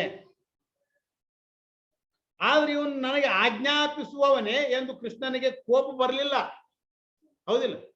ಈಗ ನಿಮ್ಗೆ ಯಾರಾದ್ರೂ ನಿಮ್ಗಿಂತ ಸಣ್ಣವರು ಇದ್ದವ್ರು ಬಂದು ಈ ಕೆಲಸ ಮಾಡಪ್ಪ ಅಂತ ಹೇಳಿದ್ರಂದ್ರೆ ನೀವೇನಂತೀರಿ? ನನಗೆ ಹೇಳ್ತೀನಿ, ನೀನು ನನಗೆ ಆಜ್ಞೆ ಮಾಡ್ತಿ ಅಂತೀರಿಲ್ಲ? ನೀವು ಅಂತೀರಿ. ಆದ್ರೆ ಕೃಷ್ಣ ಪರಮಾತ್ಮನನ್ನು ಕುರಿತು 2 ಸೇನೆಗಳ ಮಧ್ಯದಲ್ಲಿ ನನ್ನ ರಥವನ್ನು ಒಯ್ದು ನಿಲ್ಲಿಸು ಅಂತೇಳಿ ಅರ್ಜುನ ಅಂದಾಗ ಕೃಷ್ಣ ಪರಮಾತ್ಮ ನನಗೆ ಆಜ್ಞೆ ಮಾಡ್ತೀಯ ನೀನಂತೇಳಿ ಕೋಪಗೊಳ್ಳಲಿಲ್ಲ. ಮತ್ತೇನ್ ಮಾಡ್ದ? ಸಂತಾಪನೂ ಆಗ್ಲಿಲ್ಲ, ಅವನಿಗೇನು ಮನಸ್ಸಿಗೆ ನೋವು ಆಗ್ಲಿಲ್ಲ. ತಾನು ಯಾರಾದ್ರೇನು, ಎಂಥವನಾದ್ರೇನು, ಈ ನಾಟಕ ರಂಗದಲ್ಲಿ ಸಾರಥಿ ಪಾತ್ರವನ್ನು ವಹಿಸಿದ್ದಾನೆ ಪರಮಾತ್ಮ. ಈ ನಾಟಕದಲ್ಲಿ ಅಂದ್ರೇನು, ಆ ಯುದ್ಧದಲ್ಲಿ ಸಾರಥಿಯಾಗಿದ್ದಾನಿಲ್ಲ, ಅಲ್ಲಿ ಸಾರಥಿ ಪಾತ್ರವನ್ನು ವಹಿಸಿದ್ದಾನೆ. ಅರ್ಥಾತ್ ಏನು ಅಂದ್ರೆ ಇಲ್ಲಿ ವೇಷಕ್ಕೆ ಅನುಗುಣವಾಗಿ ಭಾಷೆ ಇರಬೇಕು, ಹೌದಿಲ್ಲ? ವೇಷಕ್ಕೆ ಅನುಗುಣವಾಗಿ ಭಾಷೆ ಇದ್ರೆ ನಾಟಕದಲ್ಲಿ ರಮ್ಯವಾಗಿ ಕಾಣ್ತೈತೆ ಅದು. ಈಗ ರಾಮ ಸೀತಾ ಪಾತ್ರ ಅದ ಅಂತ ತಿಳ್ಕೊರಿ ನೀವು. ಸೀತನ ಪಾತ್ರ ಮಾಡಿ ಮೀಸಿ ತಿರುವಾಕತ್ತಿದ್ನಂದ್ರೆ ಇಲ್ಲ, ಅಲ್ಲಿ ಸೀತೆ ಅಂತಾನೆ ನಡ್ಕೊಳ್ಬೇಕಾಗ್ತೈತಿ. ಹೆಣ್ಣು ಪಾತ್ರವನ್ನು ಮಾಡಿದ್ರೆ ಅಲ್ಲಿ ನಾ ಅತ್ತಿ ಮನಿ ಸೊಸಿ ಅಂತಾನೆ ನಡ್ಕೋಬೇಕು. ಅವನ ಅದನ್ನ ಗಂಡ ಖರೆ, ಯಾಕ ಪಾತ್ರ ಹೆಣ್ಣು ಪಾತ್ರ ಮಾಡಿ ನಾಟಕ ಅಂದ್ಕೂಲೇನೆ ಅಲ್ಲಿ ಮೀಸಿ ತಿದ್ದಕ್ಕೆ ಬರಂಗಿಲ್ಲ, ನಾ ಗಂಡ ಸದಿನಿ ಅಂತೇಳಿ ಜೋರಾಗಿ ಅಲ್ಲಿ ಮಾತಾಡಕ್ ಬರಂಗ ಇರ್ಬೋದು. ಆದ್ರ ಪಾತ್ರನಿಂದ ಅದ ಐತಲ್ಲ, ಅದರಂತೆನೆ ಇಲ್ಲಿ ಪರಮಾತ್ಮ, ನಾ ಪರಮಾತ್ಮ ಇರ್ಬೋದು, ಅವನಿಗಿಂತ ದೊಡ್ಡವನು ಇರ್ಬೋದು. ಆದ್ರೆ ಈ ಪಾತ್ರ ಸಾರಥಿ ಆಗಿದ್ದಾನಲ್ಲ ಇವನು ರಥಕ್ಕ, ಆ ಸಾರಥಿಯ ಕೆಲಸವನ್ನು ನಾನು ಮಾಡಬೇಕು ಅಂತೇಳಿ ಈ ರೀತಿಯಾಗಿ ಅಲ್ಲಿ ಪರಮಾತ್ಮ ಅವನು ಏನು ಅವನು ಹೇಳಿದ ಮಾತಿಗೆ ಸಿಟ್ಟಿಗೆ ಹೇಳಲಿಲ್ಲ, ಏನು ಸಂತಾಪ ಮಾಡ್ಕೊಳ್ಳಿಲ್ಲ ಅಂತ ಅರ್ಥ. ಇನ್ನೇನು ಪಾತ್ರಕ್ಕೆ ಅನುಗುಣವಾಗಿನೇ ಆಚರಣೆ ಮಾಡೋದೇ ನನ್ನ ಧರ್ಮ ಅಂತ ತಿಳ್ಕೊಂಡು ಅದನ್ನ ಇಲ್ಲಿ ಪರಮಾತ್ಮ ಸೂಚಿಸಿದ್ದಾನೆ. ಹಾಗೆ ಆಗಲಪ್ಪ, ನಾನು 2 ಸೇನೆಗಳ ಮಧ್ಯದಲ್ಲಿ ರಥವನ್ನು ನಾನು ಹೋಗಿ ನಿಲ್ಲಿಸ್ತೀನಿ ಅಂತೇಳಿ ಅವನ ಆಜ್ಞಾನುಸಾರವಾಗಿ ರಥವನ್ನು ನಡೆಸುವುದೇ ಸಾರಥಿಯ ಕರ್ತವ್ಯ ಅಂತ ತಿಳ್ಕೊಂಡು ಪರಮಾತ್ಮ ಏನ್ ಮಾಡಿದಂದ್ರ ಅಲ್ಲಿ ರಥವನ್ನು ಒಯ್ದು 2 ಸೇನೆಗಳ ಮಧ್ಯದಲ್ಲಿ ನಿಲ್ಲಿಸಿದ. ಇದು ಈ ರೀತಿಯಾಗಿ ಆಚರಣೆ ಮಾಡುವ ಮೂಲಕ ಧರ್ಮವನ್ನು ನಿರೂಪಿಸುವುದು ಮಹಾತ್ಮರ ಲಕ್ಷಣ. ಇದು ಈ ರೀತಿಯಾಗಿ ಪಾತ್ರಕ್ಕೆ ತಕ್ಕಂತೆ ಭಾಷೆಯನ್ನಾಗಲಿ ಅವರ ಕರ್ತವ್ಯ ಅಂತ ತಿಳ್ಕೊಂಡು ಈ ರೀತಿಯಾಗಿ ಮಾಡೋದೇನೆ ಅಲ್ಲಿ ಮಹಾತ್ಮರ ಒಂದು ಲಕ್ಷಣ ಅಂತೇಳಿ. ಮಹಾತ್ಮರ ಆಚರಣೆಯಲ್ಲಿ ಅವರು ಮಾಡುವ ಮಾತಿಗಿಂತ ಆಚರಿಸುವ ಆಚರಣೆಯಲ್ಲೇನೆ ಹೆಚ್ಚು ಮಹತ್ವವನ್ನು ಕೊಡ್ತದ, ಹೌದಿಲ್ಲ? ಅದಕ್ಕಂದಾಗ ಹೇಳ್ತಾರೆ ಮಹಾತ್ಮರು ಅಂತ ಯಾರಿಗಂತಾರ? ಮಹಾತ್ಮರು ಅಂತ ಯಾರಿಗಂತಾರಂದ್ರ ಮನಸ್ಸೇಕಂ ವಚಸ್ಸೇಕಂ ಕರ್ಮಣ್ಯೇಕಂ ಮಹಾತ್ಮನ. ಮನಸ್ಸನ್ನೇ ವಚಸ್ಸನ್ನೇ ಕರ್ಮಣ್ಣನ್ನೇ ದುರಾತ್ಮನಃ ಅಂತ ಹೇಳ್ತಾ ಇದ್ದಾರೆ. ಮನಸ್ಸೇಕಂ, ಮನಸ್ಸಿನಲ್ಲಿ ಏನಾಯ್ತು ಅದನ್ನ ಮಾತಿನಲ್ಲಿ ಆಡ್ತಾರ. ವಚಸ್ಸೇಕಂ, ಏನ್ ಮಾತಾಡಿರ್ತಾರೋ ಅದರಂತೆ ನಡೀತಾರ ಅವರು. ಇದಕ್ಕೇನಂತಾರ ಮಹಾತ್ಮರ ಲಕ್ಷಣಗಳಿವು. ಅವ್ರ ಮನಸ್ಸಿನಾಗ ಈಗ ನೋಡ್ರಿ, ಈಗ ಏನೋ ಒಂದು ಸಂದರ್ಭ ಬಂತಂದ್ರೆ ನಾವು ನಿಮ್ಗೆ ಸಿಟ್ಟಾಗಿ ಬೈದ್ ಬಿಡ್ತೀವಿ ನಾವು, ಹೌದಿಲ್ಲ? ಯಾಕಂದ್ರೆ ನಮ್ಮ ಮನಸ್ಸಿನಾಗ ಏನಾಯ್ತು ಅದನ್ನ ನಾವು ಹೊರಗೆ ಹಾಕಿ ಬಿಡ್ತೀವಿ ಅಷ್ಟೇ, ಆದ್ರಂತೆ ನಾವು ಹೇಳ್ಬಿಡ್ತೀವಿ. ಆದ್ರೆ ನಿಮ್ಗದು ಕೆಟ್ಟ ಅನ್ಸ್ಬೋದು ಆ ಸಮಯದಲ್ಲಿ. ಆದ್ರ ಸರ್ವೇ ಸಾಮಾನ್ಯ ಮನುಷ್ಯರು ಹಂಗ್ ಮಾಡಂಗಿಲ್ಲ. ಮನುಷ್ಯನಾಗ ಒಂದು ಬ್ಯಾರೇನ ಇರ್ತೈತಿ, ಮಾತಾಡೋದೊಂದು ಬ್ಯಾರೇನೆ, ಮಾಡೋ ಕ್ರಿಯೆನೂ ಬೇರೆನೆ. ಇವ್ರಿಗೆ ಏನಂತಾರಂದ್ರೆ ದುರಾತ್ಮರಂತಾರ. ಮನಸ್ಸನ್ನೇ ವಚಸ್ಸನ್ನೇ ಕರ್ಮಣ್ಣನ್ನೇ ದುರಾತ್ಮನ. ಮನುಷ್ಯನಾಗ ಒಂದು ಬೇರೆನ ಇಟ್ಟಿರ್ತಾನ, ಮಾತಿನಲ್ಲಿ ಒಂದು ಬೇರೆ ಆಡ್ತಾನ, ಮಾಡೋ ಕ್ರಿಯೆನೇ ಬೇರೆ ಆಗಿರ್ತೈತೆ ಅವು. ಆದ್ರೆ ಮಹಾತ್ಮರ ಲಕ್ಷಣ ಏನಂದ್ರ ಮನಸ್ಸಿನಾಗ ಏನೈತೆ ಅದನ್ನ ಹಾಡಿ ಬಿಡ್ತಾರ, ಅದರಂತೆ ಅವರು ನಡ್ಕೊಳ್ತಾರ. ಆದ್ದರಿಂದ ಇಲ್ಲಿ ಸರ್ವಜ್ಞನಾಗಿರ್ತಕ್ಕಂಥ ಭಗವಂತನು ಅರ್ಜುನನ ರಥವನ್ನು 2 ಸೇನೆಗಳ ಮಧ್ಯದಲ್ಲಿ ತಂದು ನಿಲ್ಲಿಸಿಬಿಟ್ಟ. ಅವನ ಹಂಗಂದನಂತೇಳಿ ಮನುಷ್ಯನಾಗ ಒಂದು ಏನೋ ತಿಳ್ಕೊಂಡು ಅಥವಾ ಹಿಂಗೇನು ಸಂತಾಪ ಮಾಡ್ಕೊಲಿಲ್ಲ. ಬರೀ ರಥವನ್ನೇ ಅಲ್ಲ, ಅರ್ಜುನನ ಜೀವನವನ್ನೇ ಒಂದು ಸಂಧಿಯಲ್ಲಿ ತಂದಿಟ್ಟನ. ಅದೇ ಇಲ್ಲಿ ಲೀಲಾ ಪುರುಷೋತ್ತಮನು ಮಹಾಲೀಲೆಯನ್ನು ಮಾಡಿದಾನೆ ಅಂತ ಹೇಳಿ. ಆ ಪರಮಾತ್ಮ ಕಣ್ಣು ತೆರೆದು ನೋಡುತ್ತಲೇ ಎದುರಿಗೆ ಏನಾಗಿತ್ತು, ಭೀಷ್ಮ ದ್ರೋಣರು ಕಾಣುವಂತ ರಥವನ್ನು ತಂದು ನಿಲ್ಲಿಸಿಬಿಟ್ಟ ಪರಮಾತ್ಮ. ಯಾಕಂದ್ರ ಅವನು ಸರ್ವಜ್ಞ ಮೂರ್ತಿ ಪರಮಾತ್ಮ. ಒಂದು ವೇಳೆ ಅವನು ಅರ್ಜುನನು ಹೇಳಿದಂತೆ 2 ಸೇನೆಗಳ ಮಧ್ಯದಲ್ಲಿ ರಥವನ್ನು ಒಯ್ದು ನಿಲ್ಲಿಸಂತ ಹೇಳಿದಾಗ ಪರಮಾತ್ಮ ದುರ್ಯೋಧನನ ಮುಂದೋಗಿ ರಥವನ್ನು ನಿಲ್ಲಿಸಿದ್ರ ಏನಾಗ್ತಿತ್ತು ಗತಿ? ಮೊದಲ ದ್ವೇಷ ಉಕ್ಕುತ್ತಿತ್ತು, ಸೀದಾ ಬಾಣನ ಹೊಡಿತಿದ್ದವ. ಆದ್ರೆ ಪರಮಾತ್ಮ ಸರ್ವಜ್ಞ ಮೂರ್ತಿ, ಇವನು ಎಲ್ಲಿ ಹೋಗಿ ನಿಂದ್ರಿಸಿದ್ರೆ ಇವನು ಉದ್ಧಾರ ಆಗ್ತತಿ, ಏನ್ ಆಗ್ತತಿ ಅಂತೇಳಿ ಅವನಿಗೆಲ್ಲ ಗೊತ್ತು. ತಿಳಿದುಕೊಂಡು ಅಲ್ಲಿ ಏನ್ ಮಾಡಿದ ಅಂದ್ರೆ ಭೀಷ್ಮ ದ್ರೋಣ ಅವರು ಕಾಣುವಂತೆ ರಥವನ್ನು ಒಯ್ದು ಅಲ್ಲಿ ನಿಲ್ಲಿಸಿದ. ಆದ್ದರಿಂದ ಇಲ್ಲಿ ಕೃಷ್ಣ ಪರಮಾತ್ಮನೇ ಈ ಅರ್ಜುನನ ರಥವನ್ನು ನಡೆಸ್ತಕ್ಕಂಥ ಸಾರಥಿ ಅಷ್ಟೇ ಅಲ್ಲ, ಅವನ ಜೀವನವನ್ನೇ ನಡೆಸತಕ್ಕಂಥ ಒಂದು ಪರಮಾತ್ಮ ಅಂತೇಳಿ ಇಲ್ಲಿ ತಿಳ್ಕೊಳ್ಬೇಕು. ಈ ರೀತಿಯಾಗಿ ಅವನು ಹೇಳಿದ, ಸೇನೆಯವರು ಉಭಯವರ ಮಧ್ಯೆ ರಥಂ ಸ್ಥಾಪಯ ಮೆಚ್ಚುತ ಅಂತ ಹೇಳಿದ ನಂತರ ಅಲ್ಲಿ ಹೋಗಿ ಪರಮಾತ್ಮ ನಿಲ್ಲಿಸಿದ. ಉವಾಚ ಪಾರ್ಥ ಪಶ್ಯೈತಾನ್ ಸಮಾವೇತಾನ್ ಕುರು ನಿತಿ. ಏನು ಇಲ್ಲಿ ಇನ್ನು ಕುರು ಶಬ್ದದಿಂದ ಇನ್ನು ಅನೇಕ ಅರ್ಥಗಳು ಬರ್ತಾವು. ಇಲ್ಲಿ ಏನಂದ್ರೆ ಒಟ್ಟಿನಲ್ಲಿ ಆ ಅರ್ಜುನ ಹೇಳಿದ ನಂತರ ಪರಮಾತ್ಮ ಒಯ್ದು 2 ಸೇನೆಗಳ ಮಧ್ಯದಲ್ಲಿ ರಥವನ್ನು ನಿಲ್ಲಿಸಿದ ಅಂತೇಳಿ ಬಂತು. ಇಲ್ಲಿವರೆಗೆ ಏನಾಯ್ತು, ಧೃತರಾಷ್ಟ್ರ ಕೇಳಿದ, ಯಾಕೆ ಹಿಂದೆ ಗಂಟೆ ಇರ್ಬೇಕಲ್ಲ, ಅಂದ್ರ ಅದು ಕಥೆ. ಈಗ ಕತೆ ಕೇಳಬೇಕಾದ್ರೆ ಹಿಂದಿನ ಗಂಟೆ ಹಾಕಿದಾಗನ ಕತೆ ಗೊತ್ತಾಗ್ತತೆ. ಧೃತರಾಷ್ಟ್ರ ಪ್ರಶ್ನೆ ಮಾಡಿದ್ದ ಮೊದಲನೇ ಶ್ಲೋಕದಲ್ಲಿ, ಪಾಂಡವರು ಮತ್ತು ನನ್ನವರು ಏನು ಮಾಡಿದ್ರು, ನನ್ನ ಮಕ್ಕಳು ಏನು ಮಾಡಿದ್ರು ಅಂತೇಳಿ. ಅದಕ್ಕೆಲ್ಲ ಸಂಜಯ್ ಹೇಳ್ಕೊಂತ ಬಂದ. ಹೇಳ್ಕೊಂತ ಬಂದು ಈಗ ಪರಮಾತ್ಮನನ್ನು ಕುರಿತು ಅರ್ಜುನ ಹೇಳಿದ, 2 ಸೇನೆಯ ಮಧ್ಯದಲ್ಲಿ ನನ್ನ ರಥವನ್ನು ಒಯ್ದು ನಿಲ್ಲಿಸು ಅಂತೇಳಿ. ಈಗ 2 ರಥಗಳ ಮಧ್ಯದಲ್ಲಿ ಸೈನ್ಯ ಬಂದು ರಥ ಬಂದು ನಿಂತೈತಿ. ಮುಂದೆ ಏನಾಗ್ತತಿ ನಾಳೆ ನೋಡೋಣ. ಜೈ ಮಂಗಲಂ, ಜೈ ನಮಃ ಪಾರ್ವತಿ ಪತಯೇ ಶಿವ ಹರ ಹರ ಮಹಾದೇವ್. ಓಂ ಸಹನಾವವತು ಸಹನೌ ಭುನಕ್ತು ಸಹ ವೀರ್ಯಂ ಕರವಾವಹೈ ತೇಜಸ್ವಿನಾವಧೀತಮಸ್ತು ಮಾ ವಿದ್ವಿಷಾವಹೈ. ಓಂ ಶಾಂತಿ ಶಾಂತಿ ಶಾಂತಿ. जय मंगलम, जय नमः पार्वती पतये शिव हर हर महादेव. श्रीमद् जगद्गुरु सिद्धारूढ़ स्वामी महाराज की जय. सद्गुरु रुद्रावधूत महाराज की जय. सद्गुरु सहजानंद अवधूत महाराज की जय. सकल साधु संत महाराज की जय. जय मंगलम, जय नमः पार्वती पतये शिव हर हर महादेव.